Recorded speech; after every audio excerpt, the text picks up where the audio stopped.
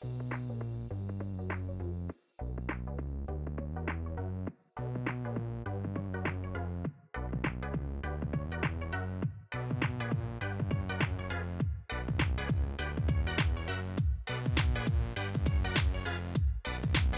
everybody. Welcome back to the Blossers Podcast, a great place to play games and be better. I am your host, LeRon Dawkins, a.k.a. the PC Muscle Race, myself. Hi. I want to welcome you all back to the show, and I also want to welcome back alongside me, as always, is the boss man of the Bossies himself, Corey Deering. Hello. I've arrived. I'm here in my chair and speaking into this here microphone and looking at this here dock and this. Now you're back from outer space, right? Like this is Perry, this. And I kissed the dirt, even though I was in whatever. I don't know. Apparently that was a big deal. All right, Stephanie has the night off. We love you, girl. Come back soon. But joining us in her stead is from down on high from Nintendo Power Block Land, the always enlightened and ever excited Mr. Eddie V. Welcome back. Hello. I wonder if Marvel vs. Capcom 2 is the Mortal Kombat 2 of this generation. All right, Ed. Or that generation. We're gonna let you go. It's good to see you. I'm just saying. Hello, everybody. I need the production team to kill his camera and mute his mic. What? I just said what really was 3 generations ago, sir. I'm just saying. What was Marvel vs. Capcom 2 the Mortal Kombat 2 of his generation on how popular it was? Nope. You know. No, it was the Marvel vs. Capcom 2 of its generation. It wasn't that. Oh, just okay. Just say. Just ask. It was its own thing. Because you know how big Marvel. Oh my God, I've made a terrible mistake. Oh my God. What, letting out on the show? This coconut water is sparkling. Say. Oh my God. Oh. What? Oh. This coconut water. Oh no. 0 out of 10. LeRon has become Ted Lasso right before our eyes. God. Oh. Coconut water is hot garbage. Could you imagine? Coconut water's delightful. If you have it sparkling, water, that's a different thing. Yeah, pink coconut water is amazing, but oh my God, I did not realize I picked up a sparkling. Ooh, and it's way too expensive for me to pour it down the drain, so I'm gonna have to drink this one. Does that mean LeRon's gonna start coaching a soccer team and Ed's gonna be his rival from another podcast after LeRon coaches him up a little bit? Yeah. Ed is definitely the Nathan to LeRon's Ted Lasso. Yeah. only if the Infinite Rewinder, Mr. Matthew Kiel, can be my co-coach or whatever. I'll be your Roy Kent. I'll be your Roy Kent. Corey can be Beard. Yes. Is it because I'm weird? It's because I like the weird stretchy. You can grow facial hair better than I can. That's why. Fair, but you're. I've never seen an episode of Ted Lasso, so I'm. Oh, you're missing out. It's delightful. It's my favorite show of the last decade, I think. You have plenty of time to catch up before season 4 happens. I'm good. Matt, I just got done. Matt, welcome back to the show, man. Been a while. I'm glad to be here. Let's just do LeRon. Let's just do it now. Let's just start talking about Monster Hunter and try and scare Corey and Ed away. Higher here. Well, if you guys didn't know already, the festival is on right now. Yes, it's called Blossom Dance, son. The Blossom Dance Fest. Corey's like, I'm gonna get a new outfit for Alma. You get all sorts of barrel bowling decorations. You can decorate. You got more decorations for your pop-up camps. Like, it's popping off. Corey's about to kick us. Corey's about to kick us. It's not as dumb as some of the event names in Destiny. So, or the Disney, was it Dreamlight Valley? Hey, you stay off of my. Don't do that. No, don't you start pink shaming here, LeRon. We're not doing that today. I did not finish my Star Path though, LeRon. Oh boy, you slacking. You slacking. Darn. I missed out on Princess Jasmine's pink outfit. It's like that. What is it? Is that a Foreigner song or a Bad Company song? Don't you know you are a falling star? Wow. If you want to support the Boss Rush podcast and also give Corey the motivation to finish his Star Pass, please go over to our Patreon. You missed out. Head over to our Patreon at patreon.com/BossRushNetwork. Subscribing there, get you access to all sorts of tiers on our Patreon that can grant you perks such as new exclusive content, early access to some of our various other shows, and much more. As always, though, your viewership and listenership are enough for us. So, if you like what you're hearing right now and you like what you're seeing, subscribe to us over on the Boss Rush Network on YouTube and give this video a like in the process. If you listen to Apple Podcasts or on Spotify, or even you don't, leave us a rating, nice review. We won't tell. Hey, just get flattery gets you everywhere. Let's just keep it between us. Just keep it between us. It's fine. It's fine. LeRon, we are less than 350 subs away from. Oh yes, we need a push. Do we need to do a giveaway? I think we need to do a giveaway. I need everybody out there to tell your friends. If you don't have any, make some. And tell them. It's really hard to make friends when you're 45, dude. Just saying. No, it's not. Tell your wives, tell your husbands, your sisters, your misters. Like tell them. Of course, you're talking to the one person who's all of his friends are right here, and you can hang up afterwards. So. Wow. One of his friends didn't even show up tonight. Thanks. I'm just kidding. Just remember, there's this thing out there called bossrush.net where you can find all of our banters, features, listicles, reviews, and much more. So head over to our website, show us some love over there. Do yourself a favor. You'll love it. You'll love it there. You'll never want to leave. But you should leave and come back to the actual Boss Rush podcast. Right? Am I right? Yeah. Okay, real quickly here. Corey, Ed, you guys got anything going on in Boss Rush land that you guys want to let people know so they can put it on their calendars and tune into YouTube, Spotify, and Apple Podcasts? You know what, LeRon? I do. Mm-hmm. You want to hear about this? I do. Okay. Well, there's going to be some bring it all to me. YouTube content reflecting on the launch year of the Nintendo Switch as we prepare for Nintendo Switch 2. And there's going to be some Let's Plays of 2017's games. 0 out of 10. Hate it. That's what you. I don't care, LeRon. Go hunt something. I will. I will. As soon Where's as your Monster over, Hunter Let's will. Plays, LeRon? Oh. Where's your Monster Hunter streams, LeRon? Oh. He's blunt, but he has a point. Wow. That's a cool image, LeRon. Corey's no longer my friend. Yeah. Oh, that's not true. You don't mean that. Despite the fact that Corey gave me this nice image. You'll call me later. It's fine. Oh, I definitely will call you later. What is wrong with you, sir? I'm never gonna not call you. Yeah. No, looking forward to it though. Definitely let me know when that's going on because I may jump on the live stream and heckle you. That's fine. I stop sucking so hard. For anyone who even cares about this, I'm uploading something for work right now, and instead of news, I accidentally clicked game show because LeRon said the words game and show. Wow. It popped into my head. Wow. That's on you. Press your luck. I know. That's we have a Netflix-like service coming, and I'm organizing all this stuff. So The Price is Right. That's a game show. Sure is. Ed, what you got brewing, Ed? Well, Wheel of Fortune. So if you guys have joined us on Patreon, me and Corey has been going through the launch lineup of Nintendo systems.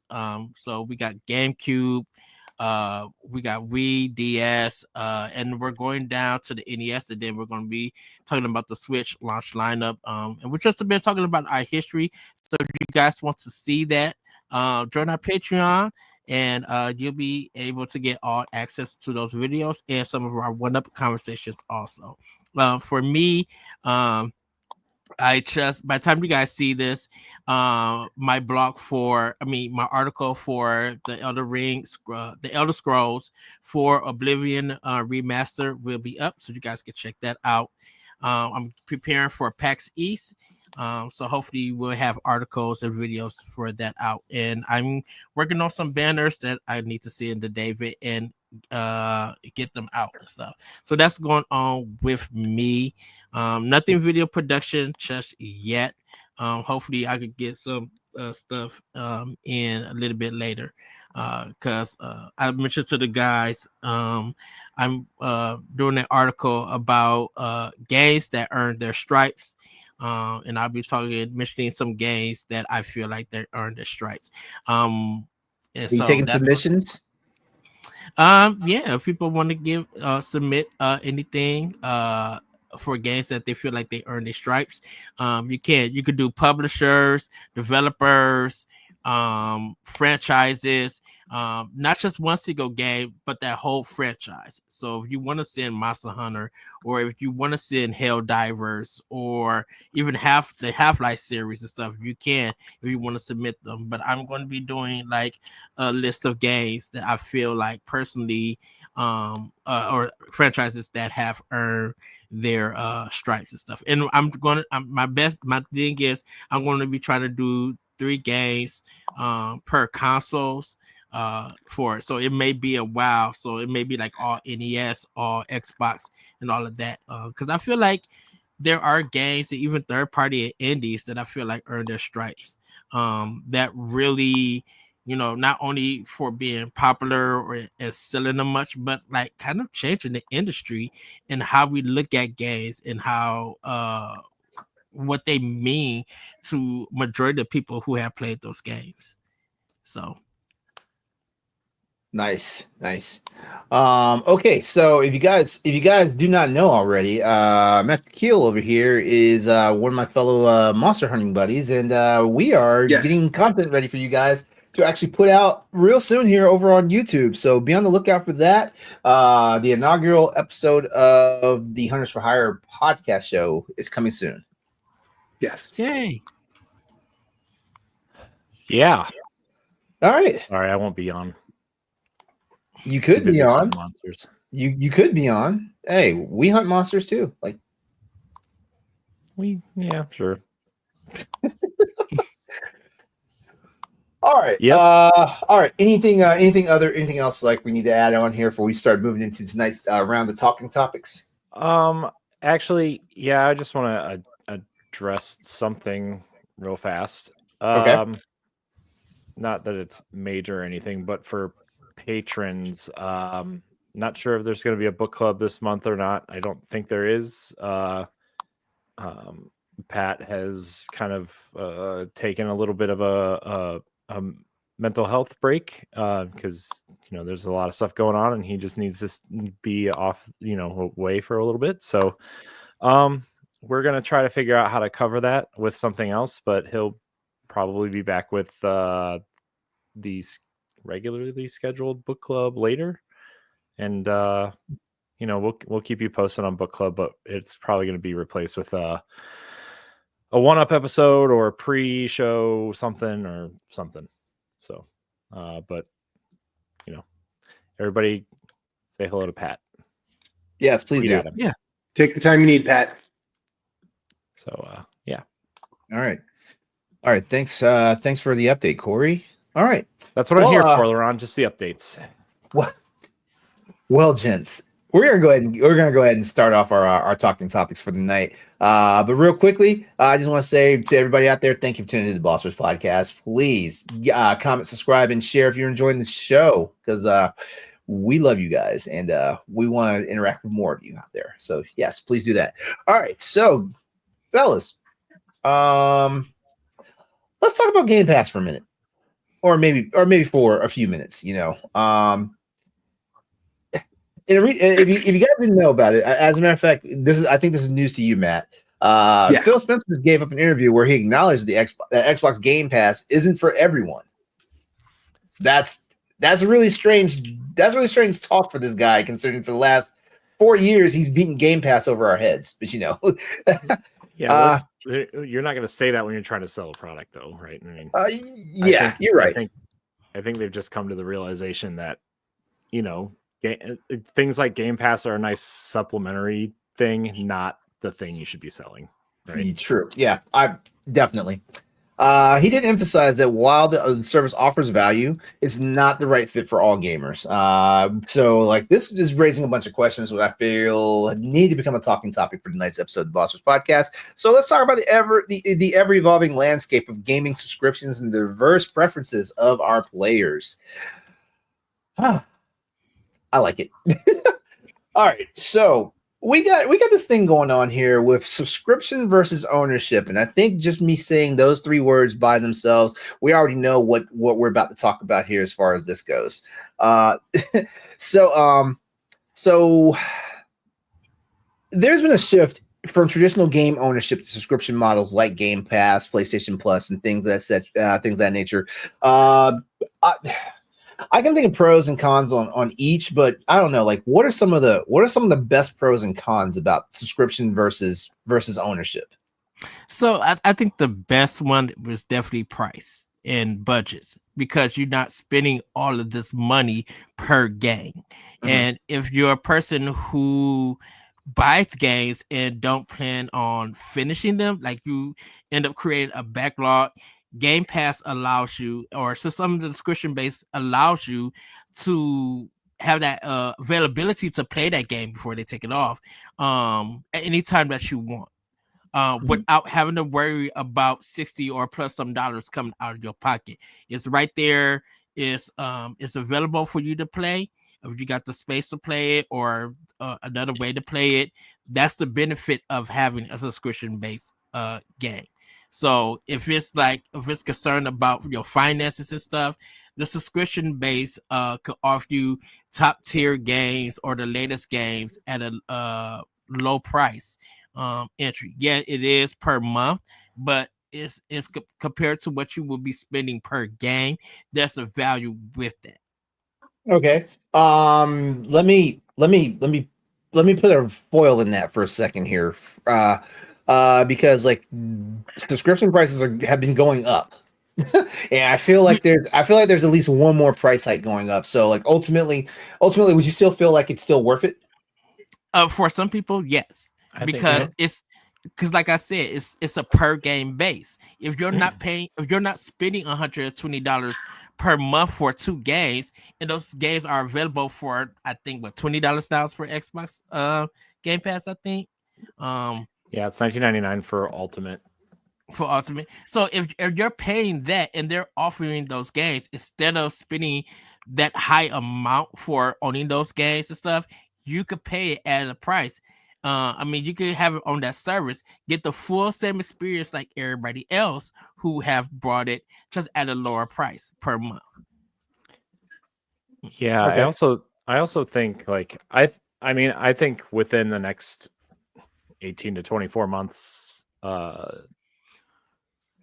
Game Pass is probably going to be $30. Game Pass Ultimate. It's funny because I think about that, and you look at Game Pass Core, which is like the old Xbox Live Gold, just like the regular online thing. Mm-hmm. Remember when they tried to hike it up to $120 a year and then they backed off? Yeah. Well, guess what? They only sell it in 3-month chunks now, and guess how much it is per month? $40 a month. $10 or $40 for 3 months. $10 a month. So yeah, so $120 a year. 120 out of it. We got there. But that said, just really quick, I just want to mention this because we have in the stream chat right now. Wit says subscription is only valuable if you game regularly. If you game leisurely, then it may not be. Yeah, and I think that's the point where I was getting at too. Is like I think it depends on how many games you play and like how often you play. Yeah, like I can't tell you the last time I played a game that was on Game Pass. I canceled my PlayStation Plus subscription. Like I don't play stuff on. It's just not worth it to me right now. Yeah. I do still have Game Pass because there are things like I need to play like Indiana Jones. I haven't finished. South of Midnight looks awesome. What's the other one that's coming out real soon? But Expedition 33 looks awesome. Like those games are great, and that's $160, $180, $200 I'm potentially saving, playing those games on Game Pass. But at the end of the day, like I haven't played them yet, and I still paid that money, you know, and that's the kind of person that Microsoft wants. They want you to subscribe and forget, you know. Yep. That's all of them. Yeah, all of them. Well, but then you have the games that not really. Like, here's the thing too, is like, sorry, just let me get to this point and then you can go. You know, I play games online with friends, you know, like Destiny and Gears and and Halo. Like, I play those online with friends, and I need that online subscription still because reasons, I guess. But like, it's like, well, I'm gonna pay $10 a month anyway. I might as well, you know, it's almost that mindset of like, I might as well pay $19.99 and get all these other games for, you know, part of my subscription, you know, and that's the mean cycle you're in, you know.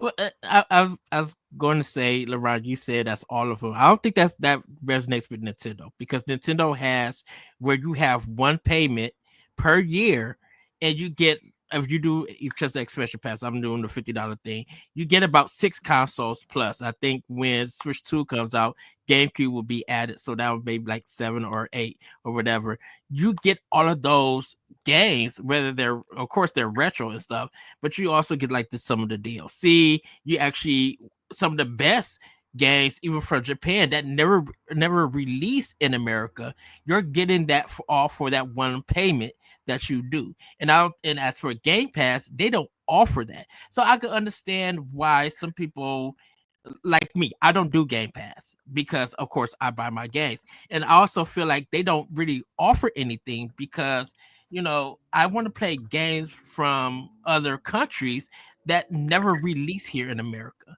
and stuff. And I feel like with the newsflash, Ed, you're a niche gamer. No, yeah. but you're a niche. I'm not saying in a negative way. I'm not saying in a negative way. Yeah, you're a niche. Yeah. You're a niche gamer because like you actually want a broader experience, not the mainstream experience, which is what PlayStation Plus and Xbox Game Pass gives you. Yeah, and I think that, and I think that's why people get upset, or not get upset, but trying to figure out. And sorry if I'm bringing all this Nintendo stuff into it, why Nintendo games sell so much, why third-party sales good on Nintendo, why indie games sell on Nintendo, and big budget games on Xbox and PlayStation or even PC are not doing the numbers with Nintendo or like Nintendo stuff does. And I know that may sound a little bit hypocritical or crazy or a hot take, but I'm like, when you see a game on a Nintendo platform selling 1 million plus, and this big budget game that came on 3 consoles not even hitting that numbers or anything, even hear the Ed, or I can tell you exactly why that happens. The gaming audience at large are no more trusting than big publishers. Mm-hmm. They will play what they trust. Like if I were faced between, if I were put like 5 games, or I have all the platforms that they're on, 5 games, and I know that like one of them is a Nintendo game, like not even, it doesn't even have to be a Mario game. It could be freaking ARMS. Like I know that game is going to run well, and I will play it. And I see the capitalizing on that nostalgia factor. Yes and no. But see, like I'm 45. Like someone in their 20s doesn't have that nostalgia. We don't have the same nostalgia anymore. Mm-hmm. Like their nostalgia is for Mario Kart Double Dash at oldest. Like, and that's just the incorrect Mario Kart. I will die on that hill. But the gaming audience at large, this is why Call of Duty is consistently selling numbers. This is why, you know, the attachment rate on Nintendo IP. This is why Call of Duty is still around, because people go back to it. This is why Madden still exists. Let me add something to that real quickly, Ed. And this is not so much to deflate your tires, whatnot, but that wasn't my option either, or that wasn't my goal either.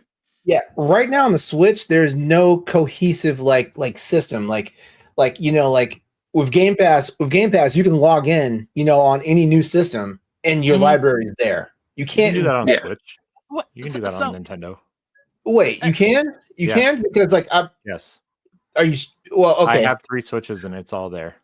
You have to re-download it, but it'll tell you that it's all there. I think it's one of those things you could do that now. You couldn't always do it. Yeah, no, this is new for the Switch. It's not like obviously the Wii U, like everything was tied to your console, right? If you got digital stuff and 3DS, that was the big kind of knock against it, obviously at the time. Yeah, there's also something else I want to attach on to that though, because I feel like, and I've said this before, I've even come to Power Block and said this quite a few times. Like, I feel like Nintendo's numbers are hyperinflated because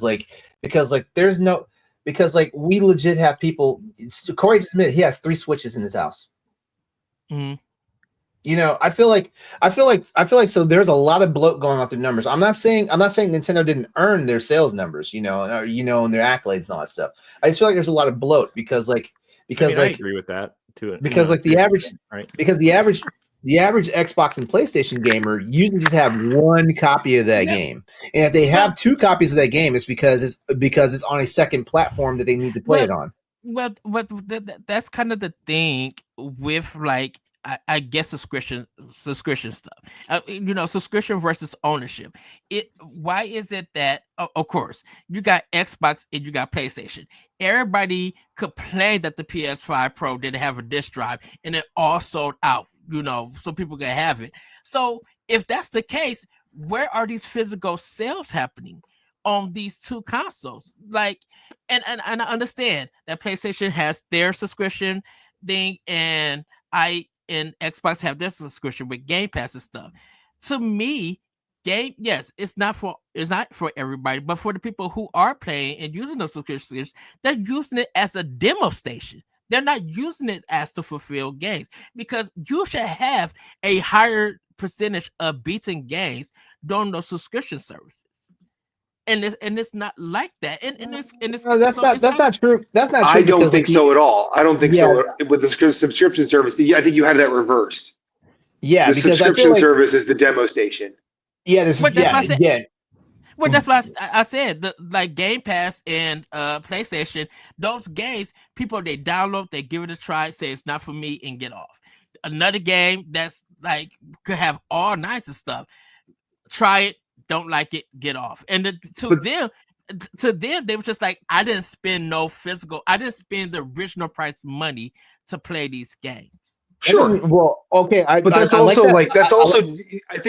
you're trying to make that you're trying to make that statement about something. Hold on.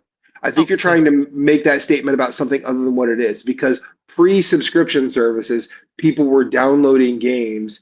The Steam backlog didn't just show up because of Game Pass. Oh yeah. People downloaded games because it was easy and then never beat them. That has nothing to do with subscription services. I also want to add in there that casual gamers casual gamers. I'm gonna put myself in casual. Before you go around. I know, Matt, you meant PC games like Steam. I think a lot of people all of them. Doesn't PC, Xbox, PlayStation, Nintendo, everybody. I was just about to say with Steam, I know a lot of people have a bigger backlog because of the Steam sales. Sure. And everything. Yeah. So that's I agree with you with PC. A lot of people get a big, huge library because of the Steam sales. So there's no subscription thing with that, and that's through purchasing. Oh, that's all I want to say. Go ahead, LeRon. Yeah, but that doesn't mean people aren't spending full price on a Nintendo Switch game and not beating it. Right. I mean, I can think of 4 games that I did that with. I feel like 4/5 of my Switch library are games I haven't beaten. Yeah. But that's just a Switch. Because apples to apples, it's even worse on the other consoles. 100%.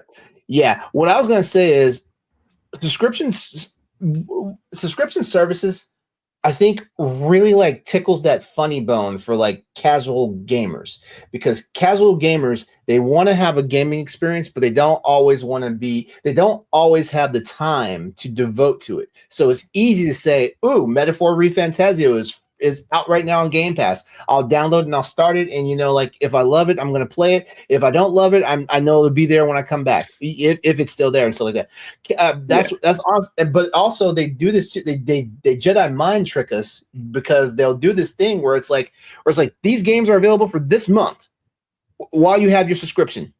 Actually, no, wait, I'm saying it wrong, because like if we look at PlayStation Plus, you have 1 month to get the new drops on PlayStation Plus, and then they're gone. But if you did get them and they already left the store, you still have them as long as you have your PlayStation Plus subscription. You know, Game Pass is a little differently. Game Pass is like, hey, like this game's gonna be on here for XYZ amount of months, and when it goes away, like like you haven't taken advantage of a discount to buy the actual full version of the game, it's gonna go away until we decide to bring it back and stuff like that. So there's always there's a stick in this rod thing that goes on with these subscription services, which I'm not gonna say is shady. I think it's brilliant marketing. I think it is, and that's for a lot of third-party games. Like Microsoft is going to keep their first-party games on there because it's their service. B, it's their games, their first-party games. I don't think they're going to take anything off for their own first-party. They haven't started. I know Nintendo has done it. One of their games they ended up taking off for the system, but for a lot of their first-party stuff, it's still on there. But yeah, I agree with you, LeRon. With a lot of the third-party stuff and even indie stuff, if you don't get it then and play it then, once it's gone, and buy the sale, once it's gone, that's it. If you're sticking to that subscription model, if you still want to play that game, you're gonna have to catch it through an Xbox or a Nintendo or a PlayStation or even a PC sale and buy it digitally and everything. So yeah, like. I think I would say this. One of the cons for it, and I think it's because we don't know how money is giving to these publishers and developers when it comes to a subscription. I think one of the things is that if a game doesn't have enough purchases for it, of course that's going to hurt the developer and that's going to hurt the publisher. And so that IP definitely may not get a sequel. It may be a one and done thing, or that studio might get shut down because there wasn't enough purchases and everything. You're saying this is a con? I think that is a con because the thing about it is that we have gone through 2 or 3 years of hearing developers getting their studio shut after a game gets released on Xbox and PlayStation and PC. I'm excluding Nintendo for this conversation. Longer than 2 or 3 years. To play devil's advocate on this one, though, I also think us gamers have a very bad problem with gaming fatigue. We do. Like there's so many of these games that are trotted out, and and most of them are pretty fucking good. Most of them are pretty good. Oops, my bad. And so, swear words. I understand. Like it hurts the monetization. I'm sorry. Only within the first 5 minutes. We're good. We're fine. Yeah. And I think with I'm speaking as Nintendo as a person who purchases a lot of their games. I think with a lot of purchases of games on Nintendo platform, not just Nintendo themselves, I think that makes people realize that if Nintendo is because like Hades, Supergiant has been well known for a lot of their games. They've been in this business for a long time. Hades sold like crazy on Switch. And then it came to Xbox and PlayStation and sold like crazy. Same with Cuphead. Cuphead, yeah, it did great on Xbox when it came out on Game Pass. It did kind of fine, I think, on PlayStation. I don't know the numbers. But like the pre-orders for Cuphead on Switch was like number 1. And the game continued to sell after it came out on Switch and everything. So MDHR. It was a market. I want to say it was marketing genius for what happened with Cuphead on the Switch, because like if you look at Cuphead looks like it's a game that should be on the Switch. No lie. It's a cartoon. It's an interactive cartoon. As a matter of fact, it's the stuff that I turned 50 in June. It's the stuff that I thought that I would be playing when I was a kid back when these games were first coming out. Right. And I'm not going to knock Sony because Sony does a great job with games that they sell, because a lot of their first party stuff isn't on their PlayStation Plus. But Helldivers 2 did crazy numbers on PlayStation 5. God of War did crazy numbers on PlayStation 4 and PlayStation 5. So, like, even though they have a subscription service too, shoot, their first party stuff is doing numbers and everything. Even with people owning PlayStation Plus. Go ahead. I'm sorry. Let me direct this conversation real quickly here. Like, if we look at Game Pass, like exclusively, like, and I know Corey is probably the expert on this one. What by the way do you think is the future for Game Pass? And basically similar services like PlayStation Plus, for example. Will they be the standard, or will the traditional gaming purchases continue to hold their ground? When I say traditional gaming purchases, I mean people actually going out, pounding the pavement, actually buying like actual solid copies, even though we all know now in 2025, like, we don't own those games. They're not our games, but still. What do you think? I think the future of Game Pass, I think you're going to be lucky in a decade if it exists as is. I think once this current leadership team is out of Xbox, you're going to start seeing Game Pass change real quick, because it doesn't make them any money. I agree.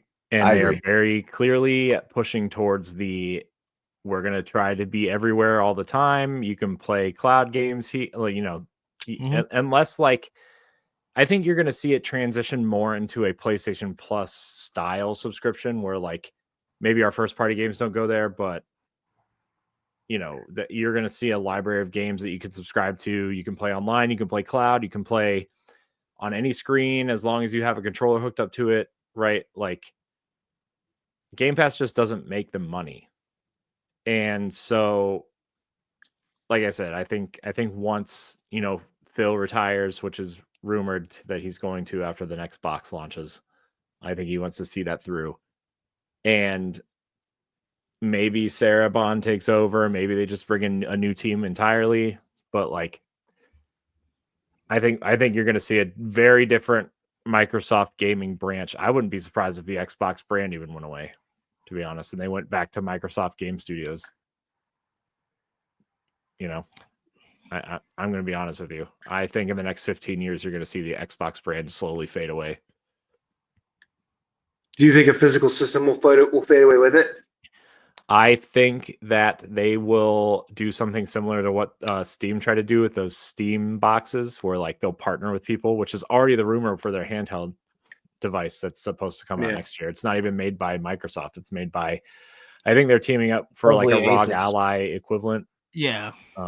Like an Xbox Ally, I think it's what the rumored name is. It still rubs me the wrong way that Microsoft just immediately, like, tried to latch on to like the ROG Ally. Like, I think I don't know. Maybe they needed a partner to test out Game Pass on a handheld PC. Asus needed somebody to push their handheld PC to compete with Steam Deck. I think the partnership marketing worked I think it worked. Yeah, I don't know. I'm just being really inflexible. I'm pretty because there's a good possibility when the Xbox Ally X or the ROG Ally Xbox comes out, I probably will get it. Well, it kind of feels like if Microsoft could pull off what Sega did, got out of the hardware business and became a software business. Because if you look at retail stores, Microsoft's aisles shrunk to maybe 1 or 2 shelves.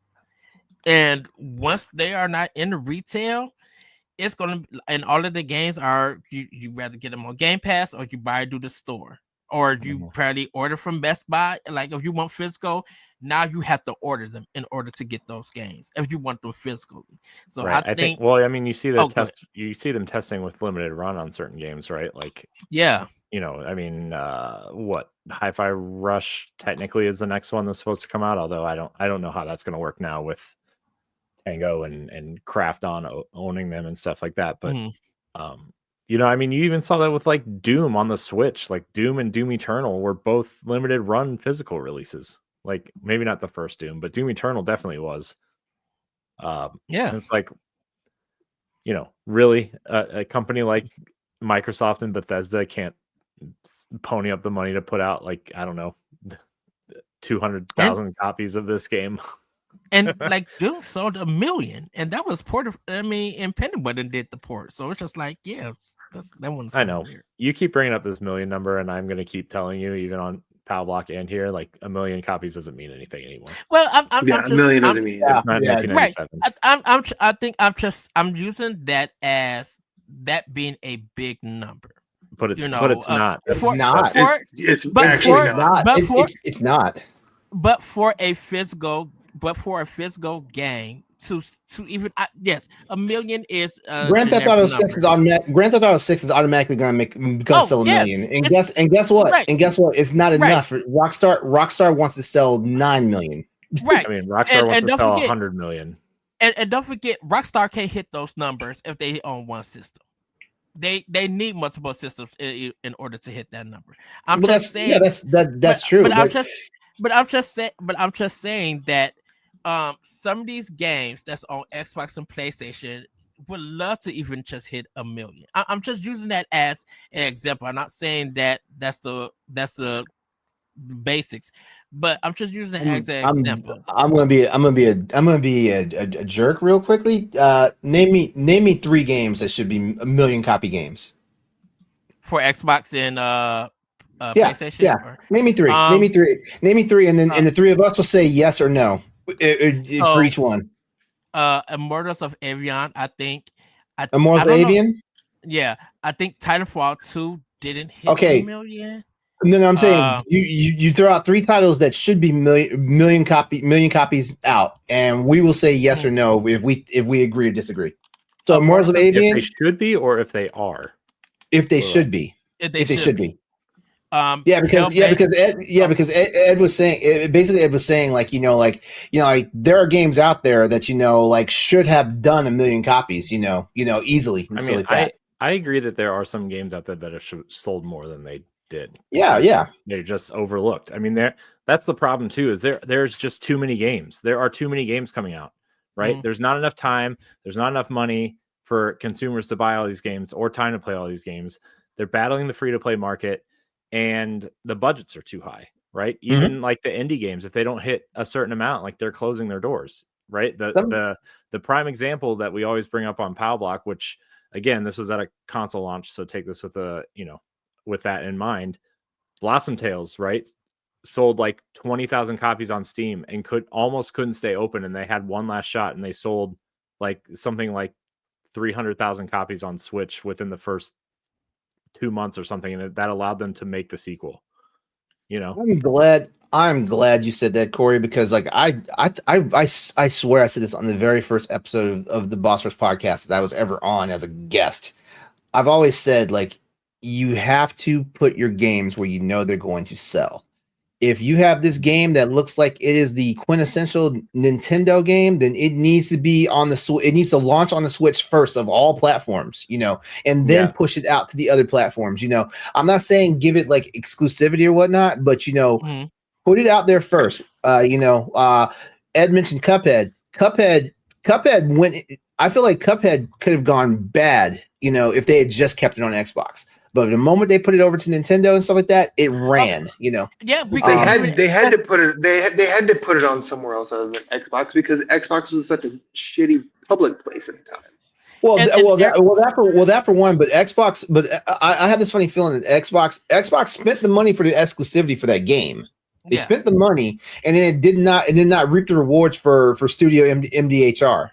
And people will say on the comments, when every time Cuphead was on, they said, please bring this to Nintendo Switch. Everybody wanted to play Cuphead on Nintendo Switch.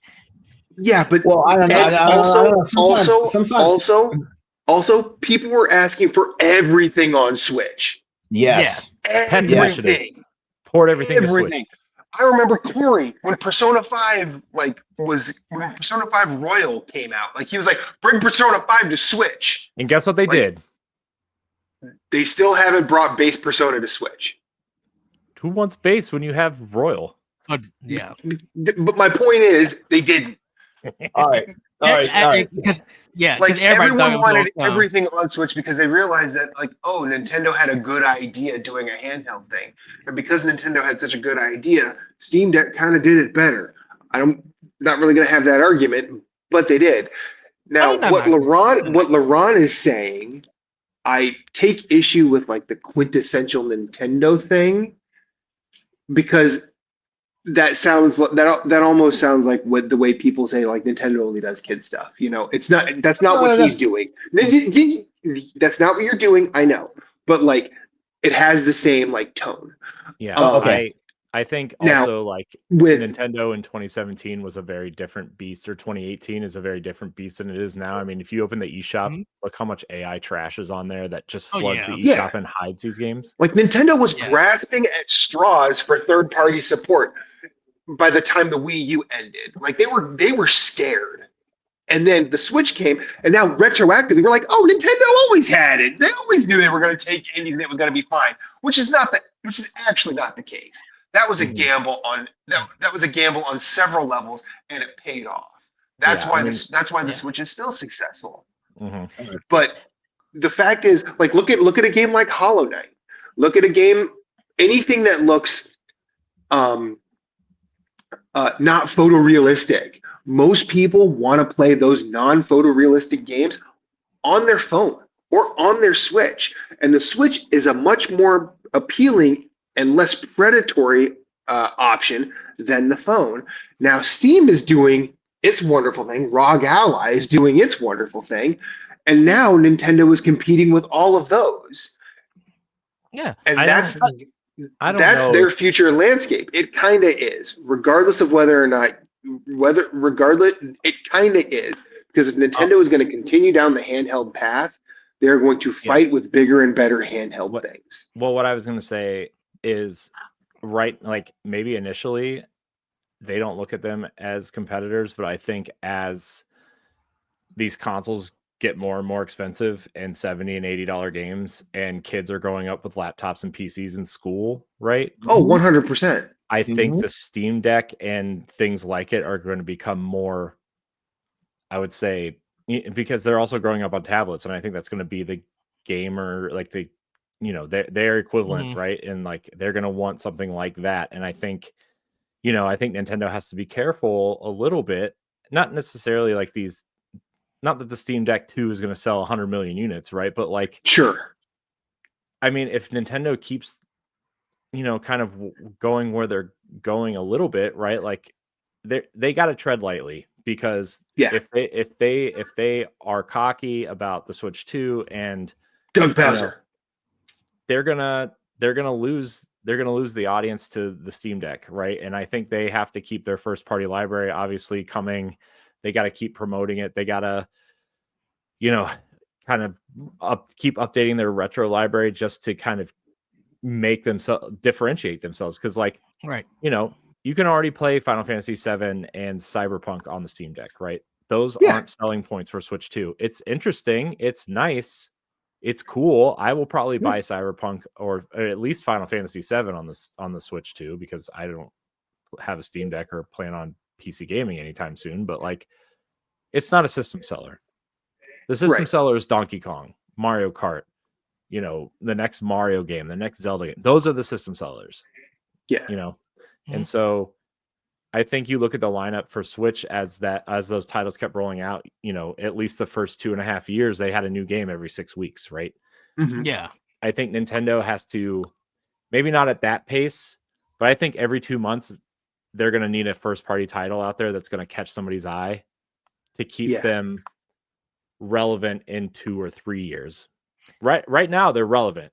People love Nintendo. Sure. Right now. They're gonna grab the hardcore. It's grabbing the families who, are casual gamers, or their kids are gamers and they kind of play Mario Kart with them, or those types of things, Mario Party. I think those are the people you got to start keeping an eye on and saying, okay, how are we going to grab them? Because we already have the hardcore.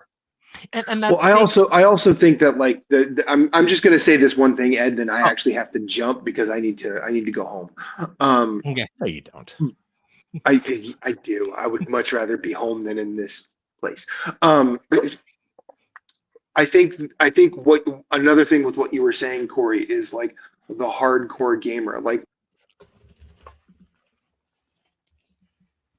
the than it is. And I think it's going to split off between like, and this is just, I'm just making this up as I go along, but I think there's going to be like the people that are the hardcore and the people that are the zeitgeist, where like Nintendo comes out with their newest, latest thing, it's $80, whereas the hardcore is going to be a growing number of people who realize that there's one universal truth in playing video games is everything eventually ends up on a PC platform, legally or otherwise. Mm-hmm. Mm-hmm. Now there are ways to play Switch games on a Steam Deck that work well. There are ways to play any game you want on a Steam Deck that work well. Does it take some hoop jumping? Yes. Is that hoop jumping easy? Not always. But there are ways, and if you are willing to do that work to save the money, it's out there. And it's not hidden. You just have to go looking for it. And you won't be looking long. And I think Nintendo has to find a way to deal with that. And if they can find a way to deal with that and keep a positive public profile, in terms of like opinion wise, as long as they don't end up like EA at the top of the poll, worst company in the world, which is fucking incorrect, they'll be fine. Mm-hmm. I will say, I'm sorry. But like what Doug Bowser did like a couple of days after the Switch conference, like that was a bad move. I had just gotten done talking to. I think I was talking to Andre because he asked me my thoughts about it because I was in the chat when you guys were doing your show, and I was like, it was one of those things that like as a conference I was absolutely in awe, but literally as the dust settled, I started to realize what Nintendo had been doing to me over the years. Now that's a long thing I'm not really going to go into now, but I also realized how smart the idea of the Direct is, because you just have a pre-recorded thing where no one has to answer questions and no one has the chance to put their foot in the mouth, a la Don Matrick. And then literally like days after I say that, Doug Bowser says exactly what Don Matrick did. He did not. You didn't see the context. He said it's going to be harder to transit. He said it's going to be harder to transition people. This is his quote. It's going to be harder to transition people from the Switch to the Switch 2 than it was from the Wii U to the Switch. We realize we have to keep supporting the Switch so families can have an easier transition period. Wait. Are you sure that's not like a walk back? Wait, that's not the line. That was what he said. I feel like that's a clarifying statement, not an initial salvo. Hold on. What was the line? Because Don Matrick basically said, well, if you want to play older games, we have a system for you, the Xbox 360. And he did that with the Switch. He's like, well, the Nintendo Switch is still there. Because even the host from last week tonight, I forget his name. He even made that sound. John Oliver. Here's what he said. Here's the quote. We recognize there are some people that may not be able to afford the Switch 2's price point. That's why we wanted to continue to make the Switch platform available so people will have the opportunity to come to our gaming universe, be with these characters and worlds, and see the value and transition when they need to. I'm gonna find the line. I'm gonna find the line. I'm going to choose to believe you because I don't have time to research it right now. I need to go change and go home. Thank you guys for having me on the show. I love you all, and I hope to talk to you all soon, okay? Well, you can't yet because we have to stop the stream and have you upload your stuff. I'll upload it when I get home. No. That will break the stream. Yeah. Wait, what? I have to upload it? Yeah. All right. All right, so everyone, real quickly here, we're going to take a real quick break. That way we can let Matt go without having him be a hostage situation here, and we will start the stream back up in a couple moments. Hey everyone, welcome back to the show. Unfortunately, we had to let Matt go because he has life, So, but Matt, we appreciate go home. But Matt, we appreciate you coming out and hanging out with us tonight. Please come back anytime. But we're going to go ahead and jump right into our next topic for the evening. So, yeah, you guys have heard Devolver Digital, right? Nope, never heard of them. Okay. Well, Devolver Digital is renowned for bold indie titles. Gree.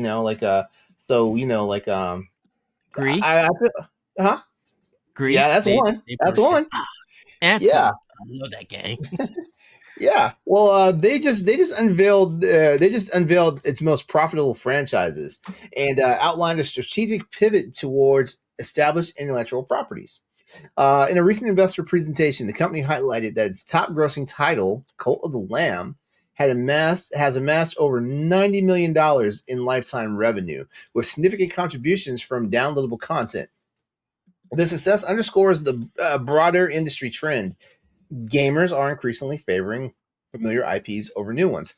All right, so real quickly here, because you know me, I have to be a little bit of a jerk sometimes, about these things. Cult of the Lamb had a thing going on because it was built on the Unity engine, and people just went out and bought physical copies of the game. They bought hard copies of the game, because Unity was being jerks. Yeah, they started taking away what their shared revenue or something. Mm-hmm. Yeah. And it got to the point where Unity had messed up so badly that people were giving away their games for free, like developers. Mm-hmm. Yes, some of the developers had to rethink if they was going to continue using it or switch to like another engine. Well, there was a studio that rebuilt their entire game in Unreal, and it took them longer because they didn't want to have to deal with Unity. I forget which game that was, but that was a big deal. Which I can't blame them. Didn't that man step down? Yeah, the CEO quote unquote retired. Retired. They more like forcibly resigned. All right, so switching back to this real quickly. All right, so let's talk about a couple things here at Devolver Digital because I like the idea of them capitalizing on their proven hits and stuff like that, but I feel like there's always a conversation of like, should we have this conversation every once in a while here on the Bossers podcast, Ed, that you may not know about, but we also talked about the fact that companies should take risks, sometimes, and just, if you've got a passion project, put it out there. Maybe not put a passion project budget behind it, but put it out there, so the rise of DLC in sustaining game longevity. So one key takeaway from Devolver Digital's recent shift is the growing towards like DLC, an extended lifespan of a game. Cult of the Lamb is a prime example, as noted earlier, where both free and paid DLC have played a major role in keeping the players engaged and driving significant revenue. Using Cult of the Lamb and its DLC, how do you think the growing emphasis on DLC overall is changing the way developers approach game longevity and player engagement? Now, before anyone answers that question, we're looking at DLC for what it is. We're not looking at DLC when we know a company automatically like makes content DLC because they didn't not have enough time to finish it. We're talking about actual real DLC. Corey's got his hand up. Go ahead, man. All right. So I actually think this changed probably around the time that games as a service started becoming more of a popular thing to get into, right? Like Fortnite, Destiny, Division. You start seeing these expansion. I mean, even I guess The Witcher to an extent, right? Where like those massive expansions, right, were just full on games in of themselves. But like you said, it keeps you in a familiar place, and as games get more expensive, DLC is usually cheaper and you're familiar with it, and you don't want to have to like risk $70 or $80 on a brand new AAA game that maybe you don't know what it is, or you're tired of that franchise or whatever, right? And so you look at these indie games. I mean, look what Shovel Knight did. right?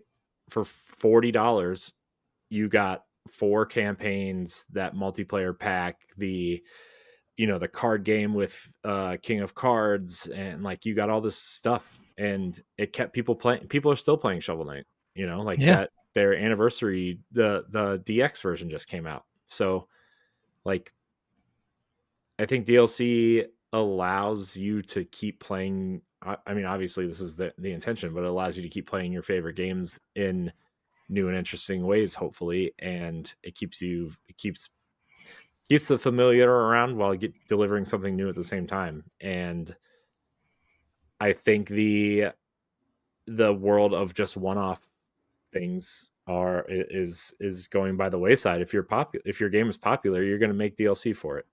Let me ask this real quickly.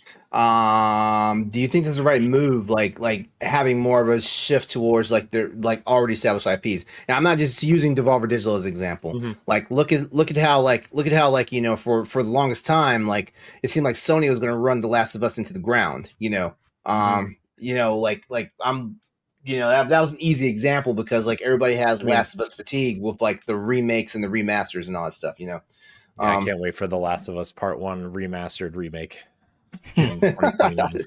Yeah. So with the focus on more established IPs and stuff like that, rather than creating entirely new franchises, do you think this trend signals a shift, or do you think it might be murky water? I mean, I think it just depends on. I mean, it could go either way. I mean, look at Silksong, right? That was supposed to be DLC for Hollow Knight 5 years ago. So, I think, ultimately, I think Silksong's going to sell, and everybody's just going to forget all this outrage 5 seconds after the game comes out, right? But like, I think you run the risk of making people tired of your game. Like I'm thinking about Destiny quite clearly. I think that I know I talk about Destiny a lot, but I think that this applies to that, where like so many people were down on it, and then they come out with the seasonal DLC content, and people are either kind of like it or don't like it at all, and then there's a lull, and we're like, is Destiny dead? And then they put out something amazing like the Final Shape, right? And it's all of a sudden the greatest game ever made. So I think you also look at something like No Man's Sky, right? Games seemed dead on arrival, essentially, right? And they worked at it, gave out free DLC. And now a lot of people are claiming it's like one of the best space exploration games of all time. And one of the best continuous games at that. Mm-hmm. So I think you could go either way. I think you got to be real careful on how you kind of price and position DLC. Yeah. Okay. I'm glad you said that because let me throw some examples out here. Right. Tekken 7. Had like upon its initial release, and then a year later it started with season passes. That season passes were almost a year on each other. Like don't quote me on this, but Tekken 7 had 4 season passes, which means technically it had 5 years of sustainable like longevity. The price tag was $30. I want to say it was $30. Yeah, $30 for the for T7's season passes. Whereas Tekken 8, you have a $30 pack that gets you just the characters, but you have a $40 pack that gets you characters and the stages and stuff like that. Oh. No. This stages because some companies put it out there. Bandai Namco is one of them with Tekken, for example. They put it out there that some of their stages it takes about $500,000 for development costs. Oh, to make okay, yeah, to make those new stages and stuff like that. Things like that. So like I'm totally with you when you talk about like proper pricing for it, because like a lot of people. I don't mind spending $40 for a season pass for a game that was $70, and it's $40 every year, and it's added on content that in my opinion, like adds on to the gameplay value. Say what you will about the state of Tekken right now. Tekken 8 is kind of it's in a bad spot, but I don't mind paying that money because honestly, I enjoy the game and I get the value out of it and stuff like that. But at the same time, like other games, shoot, I can't think of one off the top of my head, but there's some games that like they're niche titles, like indie titles, like $40 games that come out and stuff like that. And then like their DLC needs to be properly priced. If it's like beyond like half the price of the game, like we might have a problem with like what are we thinking about as far as like like having people actually buy it, stuff like that, buy our DLC. Mm-hmm. Yeah. And I think when you look at fighting games too, like fighting games are so different than other games when they position DLC, right? Because like not only stages, but like the fighter is the content, right? And like I think the normal person kind of looks at the fighter, and if it costs like what does a normal season pass cost for Tekken? You said $40, $30, $30 is the baseline. $40 Yeah. It's $40 now if you want to get the characters plus the new stages. Yeah. So like you look at that and you're like, okay, let's just say it's like $12 for the character, right? Just what is it? What's a season pass? Like 3 or 4 characters? Yeah. I think the round rate is don't quote me on this because I have not bought an individual character in the Tekken packs, but I believe they were $5.99 or $7, like somewhere around there for the individual character. If you just wanted the character and stuff like that, But if you wanted the extra features and stuff like that, you had to get the whole season pack. Right. And so you look at something like that and you're like, oh man, characters and stages, that's it, right? Like, okay, but but then you look at how much work goes into the fighting styles of the character and make sure they're balanced and make sure their hitboxes are correct, right? There's so much work that goes into that one character, whereas like you look at a game like Destiny, right? Like your character still works the same, right? Your guns still shoot the same, you still jump the same, but like it's the world and the story that they're building. But the mechanics are still the same, whereas like the fighting game mechanics are so deep and so, I think fighting games are interesting to look at in that perspective. I don't want real quickly. I'll pass to you, Ed. I just want to say it right now. I don't want the fighting game community to think I'm shilling for Tekken and Bandai Namco. But I understand because the other thing is like Tekken 8 is built on a completely new engine. So there's going to be more cost expense. I'm not sure if Unreal Engine 5 was actually cheaper for them to put their assets on and stuff like that. But they also had to. There's also things about Unreal Engine 5 that like are different from like the original like platforms that they were building the previous Tekken games on and stuff like that. And so like there's also that to take into account and stuff like that. So that's just my thing. I know people are gonna be like, oh, LeRon's a shill. You know what? Hey, at Exodus803 in my socials, you know where to find me. So there's a history with DLC. I'll get to that. But like, if we look at Killer Instinct for Xbox, you only got one character, and you had to buy the rest of the other characters. I thought it was 4 characters for the Xbox version. I thought it was just one. I think it's 2 because when Killer Instinct came out for Xbox, I remember for sure Jago and Saberwolf. I remember for sure those 2. And then everybody else you had to buy. You had to buy all those characters, and then they did the season. Yeah, people were mad you had to buy Orchid. Right, people were mad. So that's different. I think that the history of DLC, when we think about it, we think about Oblivion with the microtransactions, with the horse armor, and all of that stuff. But then if we look hilariously, I don't know if you saw the Oblivion remake today, but only the deluxe edition comes with the horse armor. Oh wow, that's crazy. That is nonsense. Sorry, you just reminded me of that. I thought that was funny. Oh, if and everybody had the problems, had their upsets with the pricing and everything with that. But if we look at Professor Layton on DS, me and Corey talked about this during our DS episode of Launch Games. How Professor Layton, like every Sunday, you was getting free DLC with puzzles and everything. And then, different games and the way that microtransactions DLC was handled, there were some highs and there was lows. If you look at Mario Kart 8 on the Wii U, that DLC was $12.99 with all of these characters and tracks, and everybody rushed to go pay it. Same with Smash Brothers. with on Wii U and 3DS and even with Ultimate.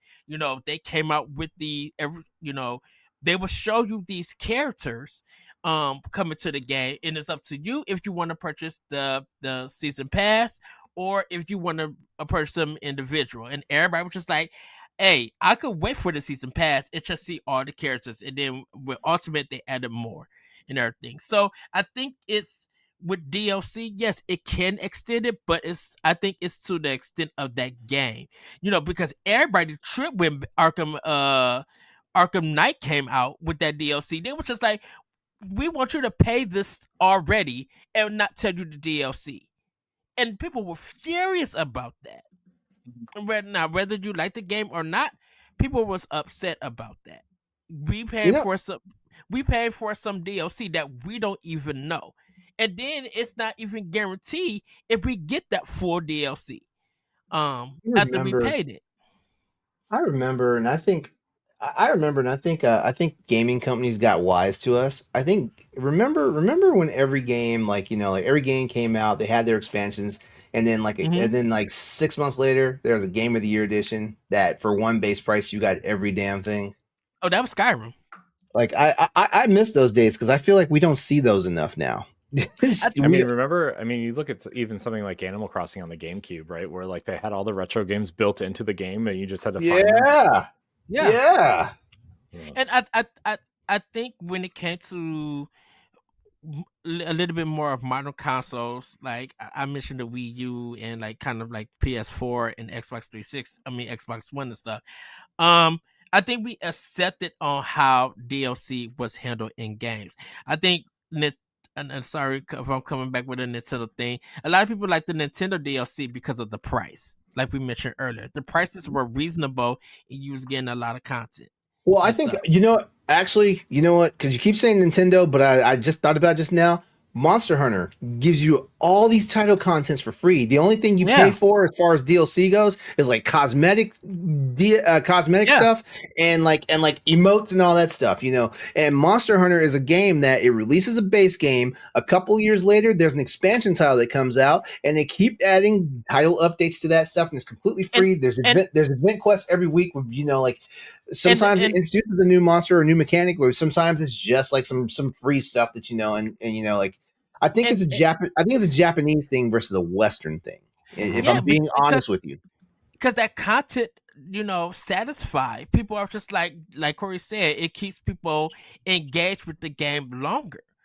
And so I think with DLC and stuff, and just coming from the indie aspect with DLC, to them, if that game get enough good sales from its original thing, they would use that money for extra content or DLC, or it may go to helping them make another game while still giving you DLC and everything. So to see Devolver, say that, with Cult of the Lamb and everything being a hit and stuff, of course, that's PC, Switch, and I guess other consoles. I don't know if it's on, I think it came to Xbox and PlayStation. I don't know if it all came at once. I know Devolver Digital does all the consoles and PC. That game was a hit. So when the DLC came, people are willing to it was a no-brainer. Yeah. And so and I think we talk about games that you mentioned Game of the Year edition, LeRon. We was talking about Persona 5. How that game it was on one platform on PlayStation, and Persona got really popular with 3 and 4. And they was excited to see 5. 5 was phenomenal. And so they released an updated version that could have been DLC, but they were just like, no, we're going to include the full game, new characters, some new scenarios, and put it at this price. And people gobbled it up. If Fire Emblem 3 Houses had I would say maybe 4 campaign DLCs. I don't know if they actually had DLC for the game. Wasn't one DLC for 3 Houses? It was House of Ashes. It was the abandoned 4th house that lived in the basement. It wasn't very good, but yes. They lived in the basement. Yeah, I mean, they lived in the bottom of the castle, and it was all the outcast kids. It was like the Ooh, how much is it? I should go back and buy it. I think it was like $20. It was fine. I mean, there was like 12 hours. There's like 12 or 15 hours of content in there. It was pretty good. And then you could use those characters in the rest of the game because it takes place before the big time shift, I'll say, not to spoil it for anybody. Yeah. And then you look at Legend of Zelda, Age of Calamity, or Hyrule Warriors and stuff. And games like that really don't need no DLC because there's so much to do in games like and something like that. So I think with the DLC, I think now we're in an age with the DLC. If we really love that game, if we want to support that IP and those developers and publishers, if we feel like the content is good, the reviews say that this is worth your time and money for expansion for this DLC, people will go out there and buy it. Some people just would end up buying it because they love the game and stuff. You like the turtle game that .mu did. People went and got that DLC because they loved the Ninja Turtles and everything. It wasn't like an expansion for another campaign, but people went out and bought that because they loved the Turtles and that game was really good. And with fighters, I think I mentioned Smash Ultimate and like Killer Instinct and stuff, but I think the game is just like if you see a character or you love a fighting game and you want more, if it's reasonably priced and whatever it includes is a good deal, people will go out there and buy it. It just now makes sense to do a season pass so that all these characters that are returning to the game that was taken out the first time, they don't have to pay. They don't have to do another payment per character. They could just get them all for that one payment whenever they release. Sorry, I was distracted. Because I'm sorry. I was going to mention Mario Kart 8 with this open world. We don't know. Yeah, it is $80, but let's see how Nintendo handles that. They may be free DLC. I feel like Nintendo. I feel like honestly, I'm not one of the people I'm going to say was outraged about the price tag behind it. It was more of a head scratcher for me than anything else. But I think based off of what they did with Double Dash. What's the current Mario Kart? Mario Kart 8 Deluxe. Deluxe. Thank you. Just goes to show I don't play Mario Kart, but yeah, based off of what they did with Deluxe, I feel like whatever they're going to do with World is going to be fine. Mm-hmm. Yeah, and they may just give you the free DLC with if you're an expansion pass member, like they did with Mario Kart 8. And then if you want to buy the DLC, charge another $24.99. That's what they did with the expansions on Mario Kart 8 Deluxe. It's just like if you're down the expansion pass, here pay another $24.99 for all of these tracks and all of these riders. That's my guess. Is they're gonna it's $80 because they're gonna support it, and if you're an expansion pack member, you're gonna get the DLC for free. But otherwise, you're gonna get costumes and tracks, and maybe not cups, right? But I think you're gonna get the little things for free, like costumes and I don't think this game is going to be $80 and then like the mobile game or like Fortnite or something, they're going to be like, no, it's $15 for this season's pass, and then you can get like, I don't know, some sort of dumb Ghost Mario or something, I don't know. While we're on the topic of the Switch 2, like Devolver Digital is they're partnering with Nintendo for upcoming Switch 2 for the upcoming Switch 2 Presents, which is an exciting opportunity for the publisher to expand its own reach and stuff like that. By developing new titles specifically for the next gen platform, Devolver is positioning itself to tap into a fresh audience and capitalize on the Switch 2's potential success. So, is this a match made in heaven, or do we need to take a wait and see approach on this one? I think we take a wait and see approach. Because I think a lot of people believe in Devolver Digital with their games and everything. You know, their digital presentations is really funny. They look forward to the games that they show. Devolver Digital also just do a range of IPs. So yeah, it could be comedy, it could be gruesome, but like I mentioned earlier, agree. A game just like beautiful and its animation and music and make you feel something and stuff. And like Devolver Digital has that range, and I think they're looking at the right indies.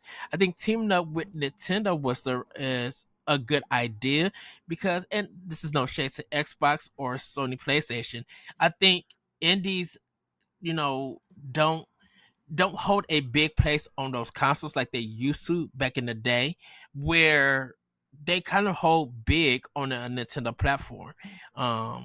You know, and everybody just end up loving that indie and loving that experience playing it on the Nintendo platform. They recognize it, or you know, they just feel like um comfortable, like this stuff makes sense of these indies being on Nintendo and stuff. So I think I think it's a waiting approach to see what they bring out and how it goes. I think once we find out and if it works, I think then we're gonna be like, yeah, this was a great decision to do, because we kind of, because that's kind of what I did with Microsoft and Nintendo. Like when Microsoft did Minecraft with the Nintendo stuff, I was just like, Nintendo, let them do this, even though it's only for like their own console for Nintendo. I'm like, that's cool for that to happen. You know, it's a good business thing for Microsoft. It's a good business thing for Nintendo. Yep. All right. Yeah. So any final thoughts? Just to answer the Devolver question real quick, I think I know a lot of people like Devolver Digital. I'm not as hot on them as most people are. They're very hit or miss for me. I really only enjoyed 2 of their games. I mean, one of them is like a top 10 game of all time for me in Death's Door, right? But love that game. You know, and Gree and Neva looks great. I just haven't played it yet. But then for every one of those, you get something like the Plucky Squire, which like looked amazing when it was revealed, right? But then ended up not being great.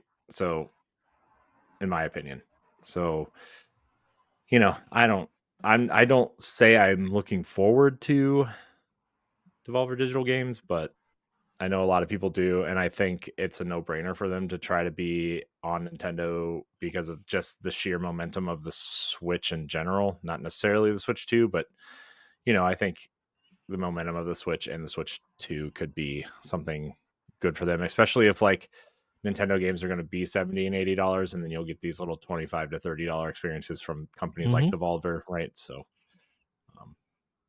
yeah. Right. Well, I think ultimately like Devolver might be positioning themselves to for some continued success, but I'm also under the let's just wait and see attitude, because like who knows, like, you know, like and don't get me wrong, like basically like this whole talking topic hasn't been, you know, saying like Devolver Digital is going all in with Nintendo and the Switch 2. It's saying that they're going to be partnering up more with them, because like I'm pretty sure like all their like very established IPs and stuff are still going to be multi-platform releases and stuff like that, you know. Oh, yeah. I just feel like they're capitalizing on like like I said earlier, a fresh market to tap into and stuff like that, you know. So it'd be interesting to see how like all these trends shape the future for both not just Devolver Digital, but indie and mainstream gaming development and stuff like that. So I think where a balance is kind of, or an example of a balance is like Square Enix with Octopath Traveler, like 1 or 2, and then some of their Lost Sphear. I think that's Square Enix. Like games like that they give a big experience, but they're so micro, like a small developed game, and it may be $30 or $40, but they feel like a AAA game, even though it's like a budget title that feels like an indie game. Like, and that balance works on like works for gaming. You know, indie and third party meeting together to create this experience with it. And you know, Nintendo just like, we're going to make sure, well, hopefully, if there is some first party games that Nintendo and Devolver work on, Nintendo's going to be on to make sure that what y'all do with our RP, we'll give you the freedom, but we're going to check in. We want to make sure that what y'all bring out with us is going to be on point. You may not be a Mercury Steam and do a Metroid Dread and a Metroid remake, Samus Returns. But if you could do something with Wario and it's cool and it's crazy and fun, go ahead. Yeah. All right. There you have it. All right. Real quickly before we move on to our next topic, I just want to go ahead and say, please smash that like button out there. Share stream if you can, and also subscribe to the channel. Like we'd love to see more of you in here. All right, do it. Subscribe. All right, so this is one of my favorite parts of the episode. It's the roundtable topic. Basically, how it goes is we're going to talk about something. Well, I'm going to mention something here, and then all of us here on the panel are going to give our take on it. And it's one of those things where we say what we say, and we move on to the next person. So no debate here. All right, so for tonight's roundtable topic, guess what? It's back. Uncle Phil has had a week. Let's just put it this way. But this is all about Indiana Jones. So Phil Spencer recently teased that the Indiana Jones franchise might be sticking around in the gaming world a little longer after a strong player response to Indiana Jones and the Great Circle, which pulled in over 4 million players. Both Xbox and Lucasfilm seem eager to explore more adventures with the fedora-wearing archaeologist. With Machine Games already working on additional content, Spencer hinted that there's plenty of life left in the franchise for future titles. Ultimately, this brings up an interesting conversation about whether classic characters like Indiana Jones still resonate with modern audiences, especially in the gaming sphere. While nostalgia is powerful, it's worth asking if these older characters and stories can hold their own alongside today's newer original IPs. Do film-to-game adaptations tend to succeed because of brand recognition, or can they genuinely stand out on their own merit in a crowded market? It also opens the floor to consider which other classic franchises might deserve a new life in video games. As studios bounce between reviving beloved properties and creating fresh experiences, where should the focus be? Would fans rather see more original stories, or is there some untapped potential in bringing back old favorites with a modern twist? So the roundtable question for everybody on the panel tonight is there still life in the Indiana Jones franchise? As a huge Indiana Jones fan, here comes the bias. I'm going to say that franchise in movie form is pretty over. I think it's done. As much as I love all those movies, and yes, I'm a Crystal Skull and a Dial of Destiny defender. I just don't think that character. I think that character was gone for too long, right? Even between Crystal Skull and Dial of Destiny, right? Where the character was just gone for too long, and he doesn't have anything like quote unquote cool about him, like superhero, like superpowers, or he's not chasing dinosaurs or fighting giant robots. He's a school teacher that goes and shoots Nazis, right? Which is cool, right? But I think kids are just into a ton of other things these days, and that just doesn't resonate with kids anymore, or even young adults anymore. But I will say that it was really nice to see a very positive reception to the game, to the point where it does give hope to franchises like that to live on in a different space, which I think is probably good in its own right. Because I think you don't expect Harrison Ford to be playing Indiana Jones in the game, right? Obviously Troy Baker does an amazing job as as indie, but like, you know, I think players are pre-trained to, you know, when a game is based off of a movie or a franchise like that, you don't expect the actors from the movie to be in the game, so it takes a little bit less of a blow when you hear a different voice in there. But like, I don't know. I'm glad Indiana Jones got a positive reception.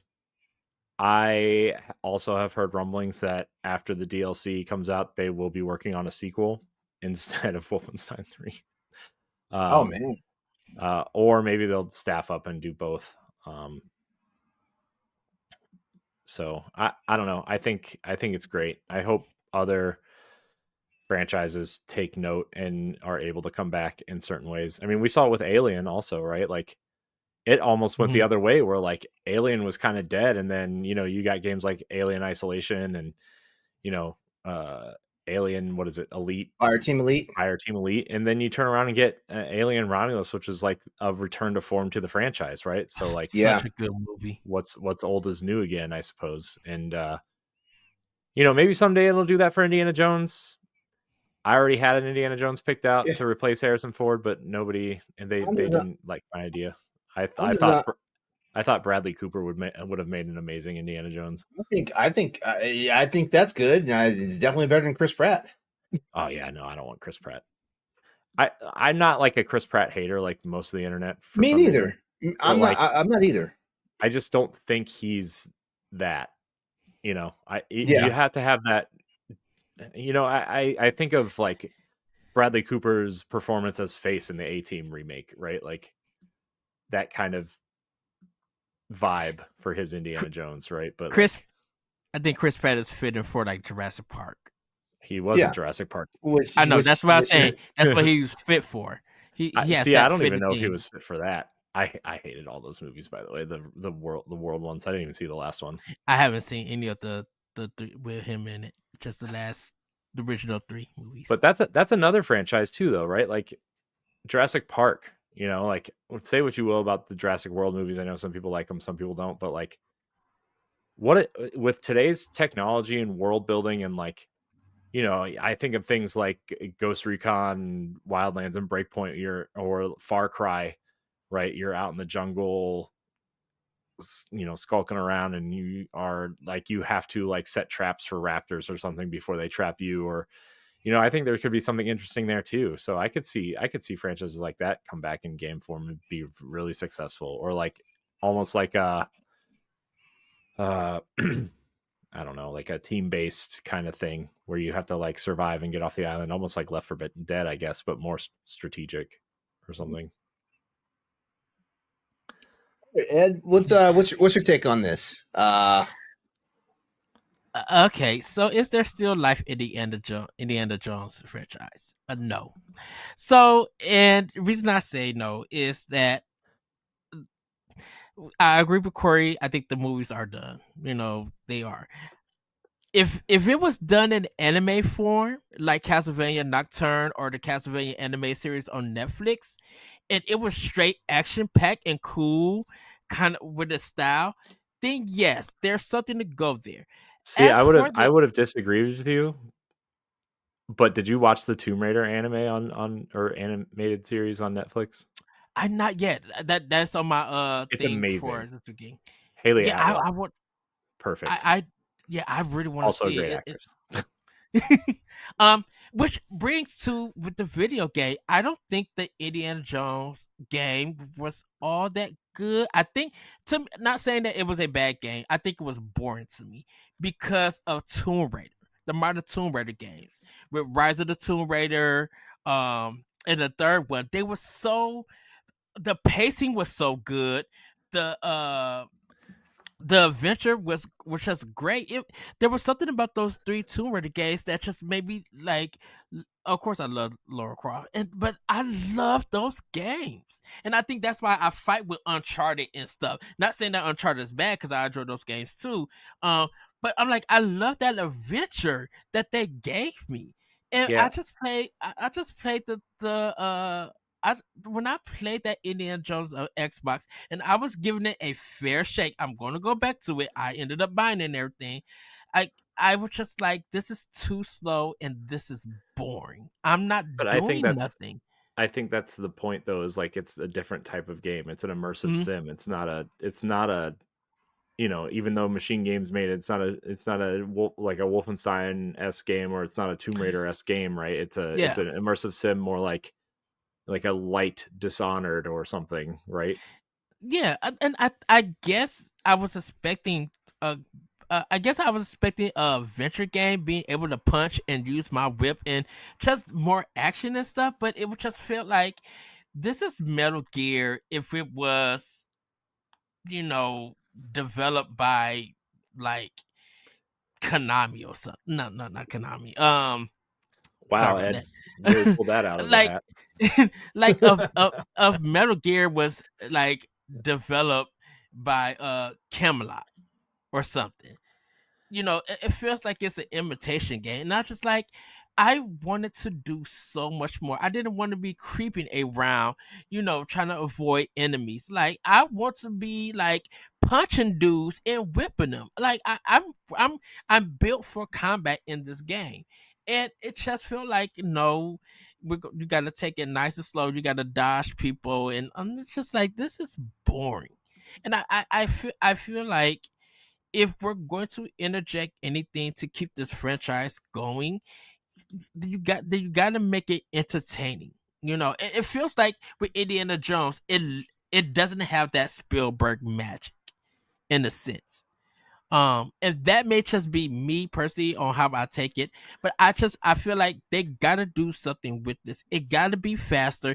You can have narrative, you can have story and everything. You can have his story beats. It doesn't have to be cliche. You don't have to paint it by numbers, but you got to make this entertaining. And it feels like with the game, it's not entertaining. The movies are the movies. Yeah. If they was able to do an animated series and make it like really cool, I'm down for it. But for like, I just don't think there's any kind of life in this series as an IP. I think two things on the game. Not that I want to keep having this discussion because we had it when the game came out, but like, I think you had to do something different than, I think you had to do something different than Uncharted and Tomb Raider to not be compared to those, even though this is the franchise that inspired those games, right? Clearly. You had to do something different from that. I also think it's hard to shove a 2-hour movie into a 20-hour adventure, right? I think you have to do something. I think he's an archaeologist. He studies things. He looks at things. He finds things, right? I think that's I totally expect that the new 007 game that's coming out from the Hitman developers. That's not going to be a first-person shooter. It's going to be a stealthy kind of, let's lurk around this world. Let's find clues. I think that Indiana Jones did the right thing, even if that type of game is not for you. Like, to be honest, like, I think it's a really good game. It's not the type of game that I like, right? But because I'm such a huge Indiana Jones fan, I'm going to suffer through it at some point, just because I love that character. And maybe by the time I get to the end of it, I will be into immersive sims, but I'm not into immersive sims. So, my opinion may or may not be valid to anybody, but like I said, I think it's done very well in the style of game that it is. I'm just not into those types of games, right? Like, it's like Hades to me. I'm not into roguelikes, whatever, right? But that doesn't mean that game's not impeccably made, And I think that's why I probably feel like I wish it had like that third person Tomb Raider feel, because I think I'm not saying anything that is immersive. I think it was just like, this is so boring. This pacing is so boring. Where I feel like when I play Tomb Raider and even Uncharted, there's a balance for those games with action, with exploring, with getting through the objective, and it just feels like this just feels so slow. with it, and I'm just like, this is not Indiana Jones. He was not this slow.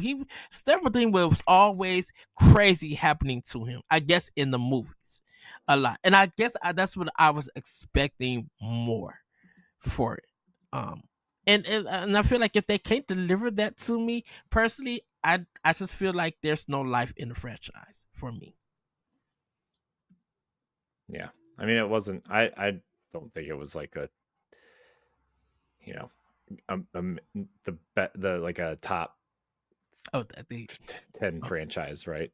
Like I don't think Indiana Jones has ever been, you know, like we're gonna have a $300 million budget and we're gonna make, you know, $2 billion at the box office. You know, I don't think it's ever been that. I don't think it was trying to be that, you know, but yeah, I don't think this franchise has any life left in it in terms of films, unless they completely reboot it in like 10 years and make it something again. But they would have to reboot it to keep it going because okay. Although I do want to say the CGI Harrison Ford at the beginning of Dial of Destiny was amazing looking, and I would totally watch a movie with a CG Harrison Ford. Okay, that I could go for. Just saying. I need to watch Dial of Destiny. Like it's my blind spot right now for me being an actual Indiana Jones fan. It's like I'm gonna say the first 20 minutes are the best part of the movie. I haven't watched the film because like I love Harrison Ford, but I really think that, you know, like he should be doing what Clint Eastwood did, you know, before Clint Eastwood ultimately got out of acting and got into directing. Clint Eastwood stopped playing those franchise characters that he used to play. He always wanted to play in different things and stuff like that. And in all honesty, like, you know, like, because I just watched Captain America Brave New World, and how was that? Did you like it? It was I liked it, but at the same time, I was like, man, like, I'm not ageist by any stretch, but I think Harrison Ford I think he needs to get ready to retire. I want to watch it. You know what show? You know what he's really good in? What, 1923? No, the Apple TV show Shrinking. Okay, yeah, it's on my watch list. I haven't started it yet. That show is amazing, and he's like probably the best part of that show. Okay, yeah, I'll probably start watching that then because I just got caught up on Severance. But here, let me add my take behind this. We don't want your take, you ageist. All right, so I think ultimately, like, Indiana Jones, like, you know, like the Indiana Jones franchise pivoting to the gaming format, that might be the best thing that's going to happen to the Indiana Jones franchise for a good long while. I mean, I agree with you, Corey. Like I feel like the movies are just gotten too long in the tooth and stuff like that. They don't even make Indiana Jones like novels anymore. Like I used to read all the books when I was a kid and stuff like that. I love that franchise. Like, you know, they don't even do that anymore, you know, stuff like that. I got so excited when they made the announcement for this game and stuff like that I was like, oh man, like, have I played it? Yeah. 20 minutes of it, you know, but still, you know, like I want to play it and stuff like that, you know, and also like I'm a big Uncharted and Tomb Raider fan, so, you know, my only caveat with this is the fact that it's first person, you know, like that's the only thing that hurts me because like I'm universally not a first person player. It's what's hurt me a lot with Metroid Prime, but at the same time, I appreciate the fact that it's new original stories, you know, and stuff like that, you know, I appreciate that. And ultimately, like, you know, like, I think as far as like gaming, yeah, there's some life in it, as long as they're not just trying to cash in on like the name and the IP itself. They just have to make sure, like, you know, like there's always original stories and stuff like that, and they're not just creating the same thing over and over again. Because I'm pretty sure eventually someone's gonna be like, why is it always Nazis? You know what I mean? You know, which is why I like Temple of Doom in 4. Yeah. Okay. See, like, yeah, that's how. Yeah, that's how I know I need to watch this film, because like I thought it was Nazis again, you know. No, in Crystal Skull it was the Soviets. This one it's Nazis. Oh, it was Soviets. That's right. Yeah, it was Soviets. Yeah. Yeah. But also you also got to look at the era though. Like I mean, you know, like you look at the era that the movies and the narrative of the storyline takes place. It's the Nazis, you know, and stuff like that. But you know, at the same time, you know, like you can beat us over the head with it too, you know. So yeah, like I think there's still life in the Indiana Jones franchise as long as they do it well, and you know, like they stick to what makes Indiana Jones, like the entire franchise, a classic and stuff like that. This is the thing about it. To answer your other question about this, these games have to be in the right hands of developers, because I think there's like multiple Indiana Jones games that are just questionable content forever. Same thing with Spider-Man. Hey, Staff of Kings for Wii was amazing. Questionable content for a lot of the Spider-Man games. But when Insomniac got their hands on Spider-Man, everybody was talking about Spider-Man. They weren't talking about those Activision games, maybe the first and second movie on GameCube, PlayStation 2, and Xbox. But like Spider-Man has had a ton of games. It has to be in the right developer in order for those games to have life. Because if they're not, I know don't nobody care about them. I know it's a round topic table, and I'm gonna break the rule I established this because I have a rebuttal for that. Those Indiana Jones games you alluded to that were back in like the Xbox 360 and the PS2 era. The reason PS1, why PS1, I think there may have been one or two too. I do remember more of them being on 360 and PS2 than PS1. But you're probably right. Yeah, but back crossover games back then are not what they are now. You know, like you know, we have the guidance of Disney to say like, hey, you can't just make our games bullshit. Yeah. There has to be something behind it, you know. Even the duds of the duds, like the Avengers game, for example, like that still had some freaking hand holding, you know. And I still think that single player experience of the Avengers was pretty good. Yeah, it was all the garbage they threw in. Yeah, we're in an era now that those shilly type games, like you know, like all those Star Wars games that came out and all that stuff, you can't do that now. You can't. Well, besides the Factor 5 games, the World Squadron on GameCube. The what? The what? Factor 5? That Rogue Squadron? They did Star Wars? Okay. No. Okay, like games that are flight sims are going to be totally different than games that are actually supposed to be like action adventure and you are the character. You just said Star Wars, so that's why I just brought it up. I'm talking about all those ones that are based off the movies. Like I feel like those ones that are based off the movies were garbage, and then the Force Unleashed came out, and it's like, this is how you make a Star Wars game. Because I know some people like Star Wars, the Knights of the Old Republic. Well, Knights of the Old Republic is an RPG. I don't also count that either. I'm talking about when you said like the old Indiana Jones games, I immediately thought these Star Wars games. You know, I immediately thought that stuff, or like stuff that was basically a cash grab for things from TV shows and movies, and not so much, you know, like them actually trying to make an S.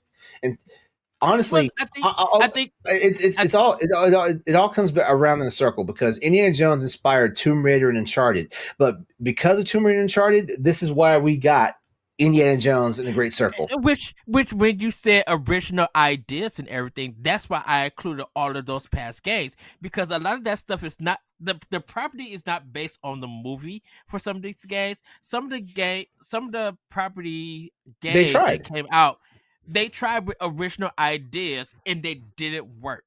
So that's why I was going off of. I wasn't saying that games based off the movie, like that the movie tie-in games. Well, my mind just went there. That's all. Yeah. So that's why I said about Indiana Jones being in the right hands and Spider-Man being in the right hands of the developers, because they can bring original ideas that is not tied to the movies, but give you a new take or a new story within that IP. I'll say this. I'll say this. Please don't throw Randy Pitchford the keys to any more established titles like Aliens. Oh, that whole nonsense. Oof. Good. I don't even think that did that ever get like settled. I don't know. I really don't ever know what happened to that. We're gonna move on. We're gonna move on. We're gonna move on. Corey, Corey, do you want to add something? Yeah, just one last thing. Can we just make something new? Can we just let things be? Like, I get that Indiana Jones was popular at one time, but like, and as much as I like the new movies and stuff, but can't we just like make something new? Like, I don't know, man. Like, I look at this. I don't know. I feel like we are creatively tapped out, and I miss the days where there was something new like all the time, as opposed to something like it's basically a rehash or just just an addition to what we already have. How many Superman reboots are we going to get? You know what I mean? Like, this is the fifth one. It's just like, come on. Or like, how many Batman movies are we going to get? How many, we're going to have like 3 versions of Batman in different movies in this, in the next couple years. Like, or, and I'm not saying I don't enjoy those characters or anything, but I mean, even look at the Marvel stuff. Like, we're starting to like circle back around to the old X-Men and stuff with Doomsday. And it's like, man, and as much as I like Deadpool and Wolverine and seeing all those characters again, it was awesome. But like, okay, it was fun for a one-off, but you're going to make like this whole thing now. And it's, oh my gosh. I think the thing with it is if they are going to make stuff new, we have to go support it, because we're not supporting original IP or original ideas. Red Letter Media just did an episode of original IPs at the movies just failing and stuff, not hitting box office. I mean, that's true. And that is movie stuff, but I'm like, even in gaming, we're not even giving a lot of original IPs, whether they're indie, first party, or third party, a chance. If we see it, we'll already, some people, not all, I'm gonna say some people will already make a judgment about a game and not supporting it.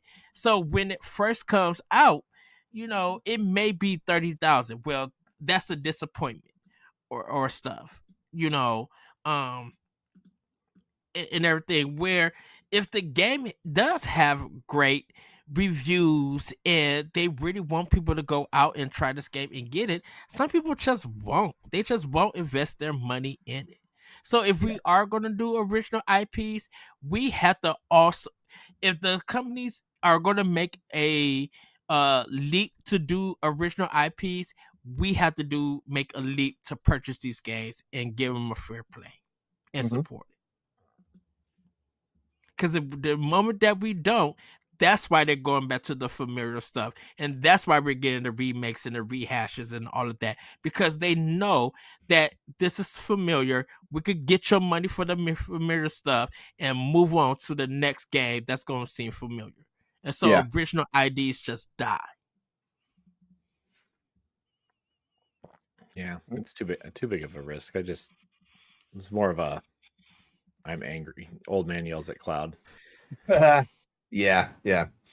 All right then. All right. Well. As always, thanks for participating in the round table. I like it.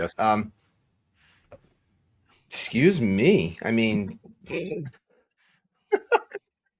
you have access to the doc. You're more than welcome to throw some stuff in there. I love you, Corey. Love you too. Sometimes. All right. So we're about to ramp this thing up here. Here's something that few of you may remember, but a lot of you have forgotten. We're bringing back Respect the Classics. Basically, how it goes is everybody here on the panel tonight is going to pick one classic video game. Must be 2 generations or older. And then we either praise them or pan them, depending on how we feel about the game. And that's what it is. So welcome to Respect the Classics, where we're going to talk about a game that has impacted us in some way. I'm going to start this off because I'm going to keep it simple. I want you to respect this classic. The original Resident Evil game, 1996, PlayStation 1, before the DualShock Edition came out. The first Resident Evil game, the reason why is like even though it is not the first survival horror title by any stretch, it is what actually made survival horror a genre. I can't say it's always been like the genre, but the original Resident Evil did so much stuff right. I praise this because, like, I didn't realize how well a video game would actually scare me. You know what I mean? It was just something about it, like playing it, like, not actually realizing that, like the game, like specifically, like made sure that it was hard to find ammo or get new ammo and had you defend yourself. So it was one of those situations where like you had to like play perfect, for the most part. There was always like some gotcha moment, like dogs jumping in through the windows when you thought it was a completely quiet hallway, stuff like that. Or like you being dogged down by these frog-like looking things called hunters, and they'll take your head off in one swipe if your health was too low, stuff like that. It's I also respect this game because like it made me realize that I thought I hated dying in video games before, like with all the mistakes you make in playing Super Mario, every time you got your ass blasted off in Mega Man and stuff like that, or every time you wound up becoming a skeleton because you got hit, in your underwear and Ghosts and Goblins and stuff like that. I thought I hated dying then, but I absolutely detest dying in a survival horror game because not only do I have to repeat the scenario again, that doesn't mean you're less scared the next time you encounter the scenario again and stuff like that. Like it gave me a lot of respect, for Resident Evil, and I became a franchise fan all the way until Resident Evil 4, and I kind of got back into it, afterwards, but yeah, I respect the classic that is the original Resident Evil from 1996 for PlayStation 1. I think you would hate Enemy Zero then. I actually do hate Enemy Zero. I do. I hate Enemy Stinger. I hate Enemy Zero. I hate Blue Stinger. There's quite a few. Blue Stinger. I love that. There's quite a few. Dude, the axe is OP in that game. Except you're locked into the animation, so like if you start swinging, you better make sure you're gonna hit or you're gonna die. Also, way too many like Santas from Coca-Cola commercials in there. Yeah. Yep. Oh yeah, D2 also wasn't a fan. Oh, Carrier! Oh my god, I forgot. I almost forgot about that game. Carrier. Yeah. That was Dreamcast, right? Yeah. Yep. Dreamcast. Yep. Around the launch window? Or was that a year later? Might have been a year later. It was a year later. Dreamcast launched in 99. Carrier was 2000. All right, who's got a classic they want to either respect or pan? I will go next. So my this is I don't want to say it's underrated. I want to say it's overlooked. So let's go back. Let's take a walk back to the old Sega Genesis.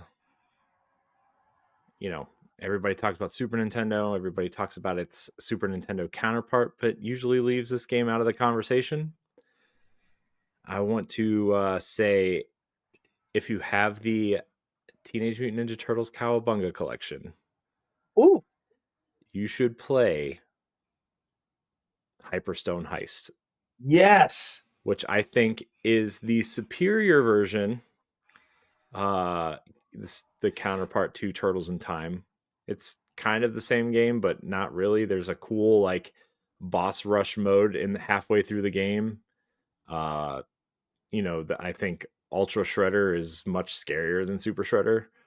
I just think it's an overall more fleshed out game. There's like 3 stages per level, and then like I think there's like 7 levels, so it's a much longer game. They have like a cool comic mode, like a cool comic skins mode, and like all kinds of other things in there. So shout out to Hyperstone Heist, an often overlooked Sega Genesis gem. And the soundtrack is bomb big. Yeah. Look, I love Turtles in Time. You know, I'm a defender of that game. I love it. I think most people are. But don't leave Hyperstone Heist out in the dust. Okay, take it home with you. Caress it. I had that game Cherish for the Sega Genesis for 1999 from KB Toys. I love that game. All right, I appreciate it. I appreciate you, LeRon. Edge, what you got? So Some Japanese BS nobody's ever heard of. No, because I was gonna talk about Metroid Other M that I think people need to respect, but that's for another day. So the one you were about to say respect it? Yeah, I think people need to. That's a game that I think people need to respect because I don't think a lot of people don't understand Tecmo and Team Ninja's design from their past games and dealing with that insane camera and frustrating stuff. I think they redeemed themselves with Metroid Other M. That's another day. This is the fun of games. I talk about that. The game I definitely think that people need to respect, and it's not Titanfall 2, is DMC Devil May Cry. This is one of Ninja Theory's best games. Hellblade 2 is up there. Hellblade 2 is like my number one from Ninja Theory. Love them. Respect them totally. But DMC Devil May Cry, some of the best level designs in the whole series. The soundtrack is bomb biggity. Yes. The combos and the fighting is amazing. Cutscenes are so cool. I know people like downed it and clowned it and stuff and everything. And go play the Turbo Edition. Turn that mug up to the highest setting and go balls out crazy. It is so fun with this game. Like Ninja Theory, out of the whole DMC franchise, DMC Devil May Cry is my number one. 5 is my second and everything, and then everybody can argue about the rest. I think 4 is worse than 2. That's a personal thing. You know. Wait. 4 is what? Worse. Devil May Cry 4 is worse than 2. I think they're tied, in my opinion. Oh, Devil May Cry 4. Two was hot. I've only played DMC, so I can't tell you. Two wasn't bad compared to 4 with the missing platforms. And if you miss a jump and you fall in the area, you have to refight enemies over and over because they respawn and you can't get out of it. 4 is a mess of a game. But I do want to say, in the last year or so, I have seen a lot of revisionist history on DMC from Ninja Theory. Yeah, me too. And people are like, "Oh, that game was actually good." I'm like, you didn't think that. You didn't. Like shutting up right now. Yeah. Wasn't cool enough to hate that game, so now they like it. Right. It has a great story. The cutscenes, I really wanted the DMC Devil May Cry 2. I really wanted Ninja Theory to from a story perspective, they really could go because Enslave is a great game from Ninja Theory. Heavenly Sword is a great game from Ninja Theory was in their bag and still in their bag. They are a top tier developer. Mad respect for all of the games from me. You know, I feel like I was just gonna say I feel like DMC Devil May Cry was not appreciated the way it should be. Misunderstood is a better word. Misunderstood because Capcom wanted to reboot that game. They did not. Yeah. They wanted to reboot that game. So you can't put it on Ninja Theory that that game is not good because nobody liked 4. 4 felt stale and old. 4 was so stale. 4 was so. I'm not gonna air my grievances out about DMC Devil May Cry 4 tonight. I am not. We can if you want. And I just hate the fact that you play the game as not Dante for an entire half the game, then you go back the opposite way as Dante. What the hell was that? Nero wound up becoming a cool character later on, but he was not cool in Devil May Cry 4 when they introduced him. But Devil May Cry, DMC Devil May Cry, the Turbo Edition, or if you go play even the regular edition, it is so good. It's amazing with the combos you can switch up. The air combo action, it feels good, and just like, and fighting Virgil was just amazing, and even doing his DLC was good. I was just like, man, like I said, Ninja Theory was in their bag, and this is the thing. They were coming off of Heavenly Sword, remember, with Heavenly Sword and Odyssey to the West, right? Like, so yeah, they had their movement and combat down when they were doing Devil May Cry. Yeah. And this is like the hate that DMC was getting is almost I equated it to Bayonetta 2 being on a Wii U exclusive. Like, people wanted to hate Bayonetta 2 because it was on a Nintendo platform and going to nobody else. And then that's the dumbest thing people could have ever done. Just because a game is stuck on a platform doesn't mean you have to hate it. Like, if anything you hate the platform it's stuck on, you don't hate the game. And Nintendo was paying for it. Nobody else was paying for the development for that game. And then it comes out, and then everybody wants to fall in love with Platinum Games because of how good that game was. And how I think a lot of people fell in love with them later on with like Vanquish. Well, first Vanquish, but also like Nier Automata. I think really people love that game, right? I mean, people are obsessed with that game. So also, people are still talking about, gosh, this is so side tangent. Speaking of Platinum, Xbox Summer Showcase coming up. Already saw a bunch of things on Twitter. Where's Scalebound? I'm like, come on. You guys. I know you're just trolling at this point, but come on. Right. It's over. So, yeah, a DMC, Devil May Cry, a classic game that definitely needs to be respected. I think people should go out and play it, or if you have played, go back and replay it. Like, it just, like, even if you just want to go in for the action and play around for a little bit, go in, or even watch some YouTube videos. I'm sorry. I thought when you said go out, I thought you were about to say go out and touch grass if you hate that. Oh. I won't go there. That I mean, I would. Yes, I know. But yeah, DMC Devil May Cry, respect is a classic that I just love that game, man. And I have it on PlayStation 3, the original one. I have it on PlayStation 4 with the turbo, and I have it on Xbox Series X, or the Xbox One version, which is also turbo. And it's just man, now I want to play that game. So good. And it still looks beautiful. Yeah, I just re-downloaded it on my ROG Ally. It's while Ed was talking about it, I re-downloaded it. What'd you say, Corey? If you have the Xbox version, it has that frame rate boost to 120, I think, on Series X. That game is amazing. Yeah, pretty good. Back to you, LeRon. All right. Well, no, I think I like it. You guys had some really good ones. Matt had actually given us submissions before he left the show. He put Wu-Tang Shaolin style in there for respect, as well as the original Xenogears. It's funny that we had a conversation about that earlier.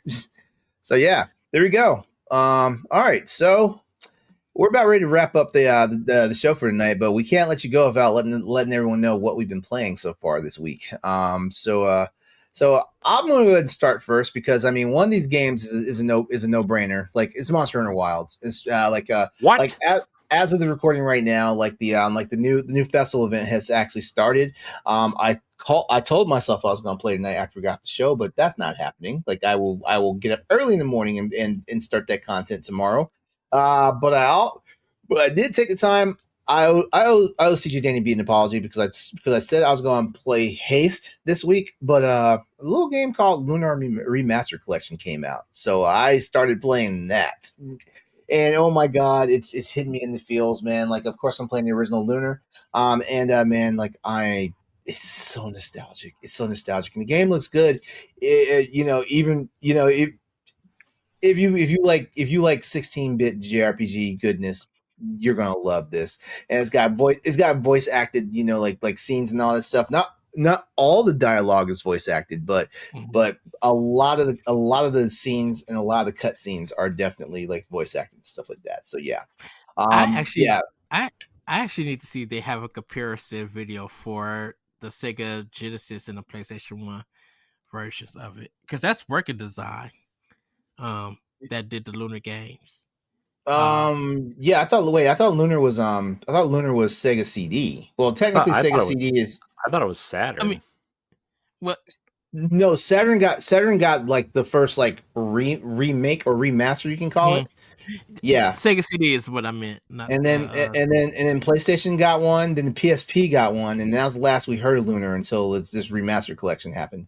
You're right. All right, Lunar Silver Star was first released on Sega CD in Japan in 1992.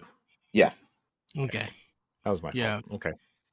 Because who published it in Japan, Corey? Did it say?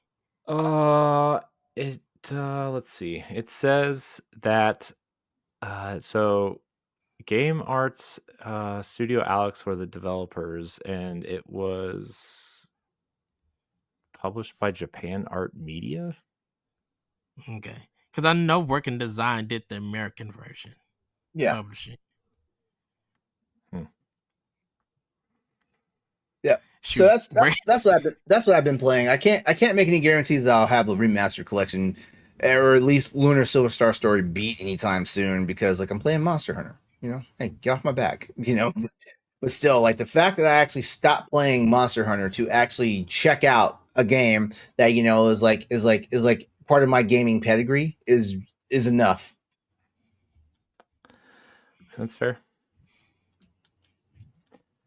I mean, I'll go quick too. I haven't really been playing anything of note. You've been playing the game of life. I mean, I've been playing it this whole podcast. I edited a podcast for work, posted it, clipped it, made shorts, and did a newsletter while we recorded this podcast. Naughty. We're going to hear it in the comments about, hey, somebody wasn't participating in the show. I was participating. I don't know.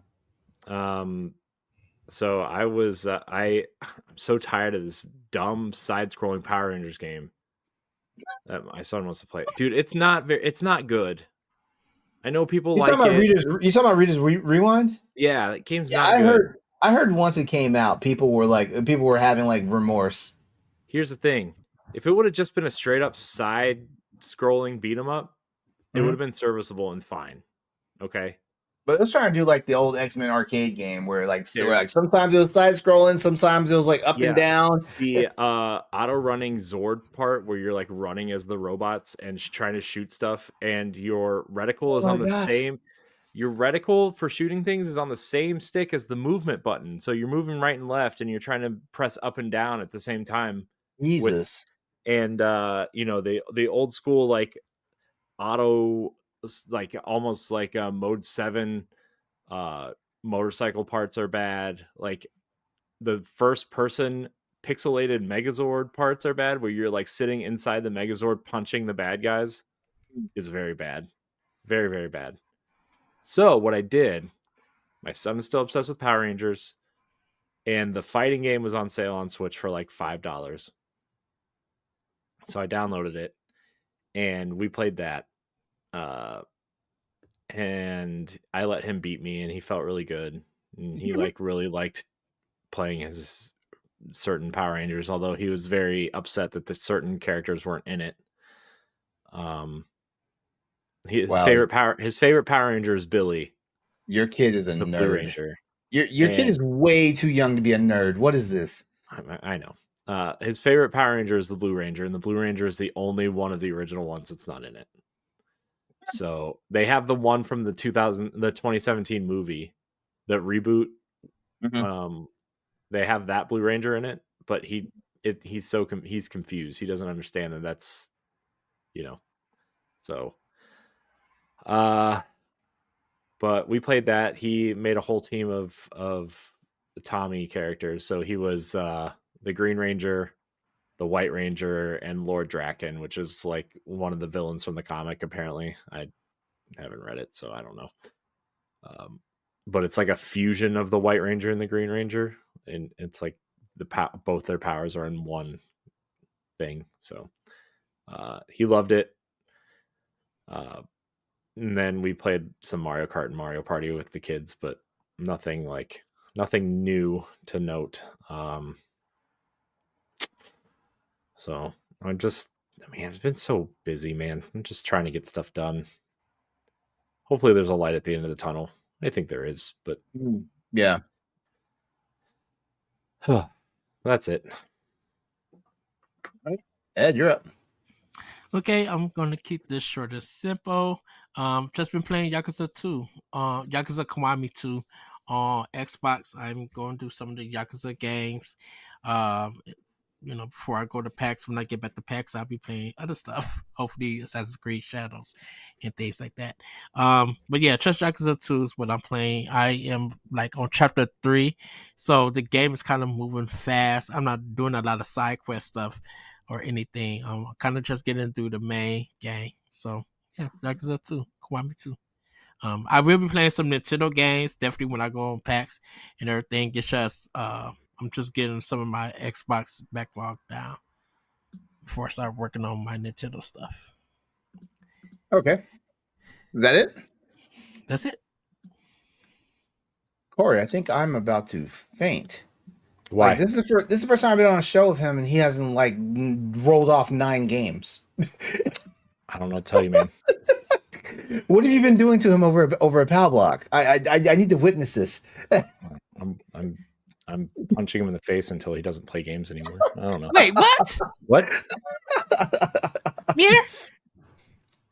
All right. Well, that's going to do it for our show tonight. I want to thank everyone out there that's been watching and or listening. Do me a quick favor, please. If you enjoyed this stream tonight, definitely hit that like button.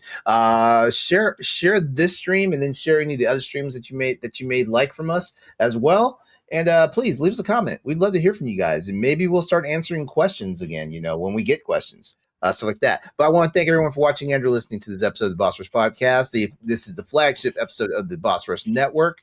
You can catch new episodes every Thursday every Thursday on your podcast service of choice or on YouTube. Remember, you can get this show ad-free along with other perks over at patreon.com/Boss Rush Network. Check out our merch and find all of our content over at the bossrush.net website.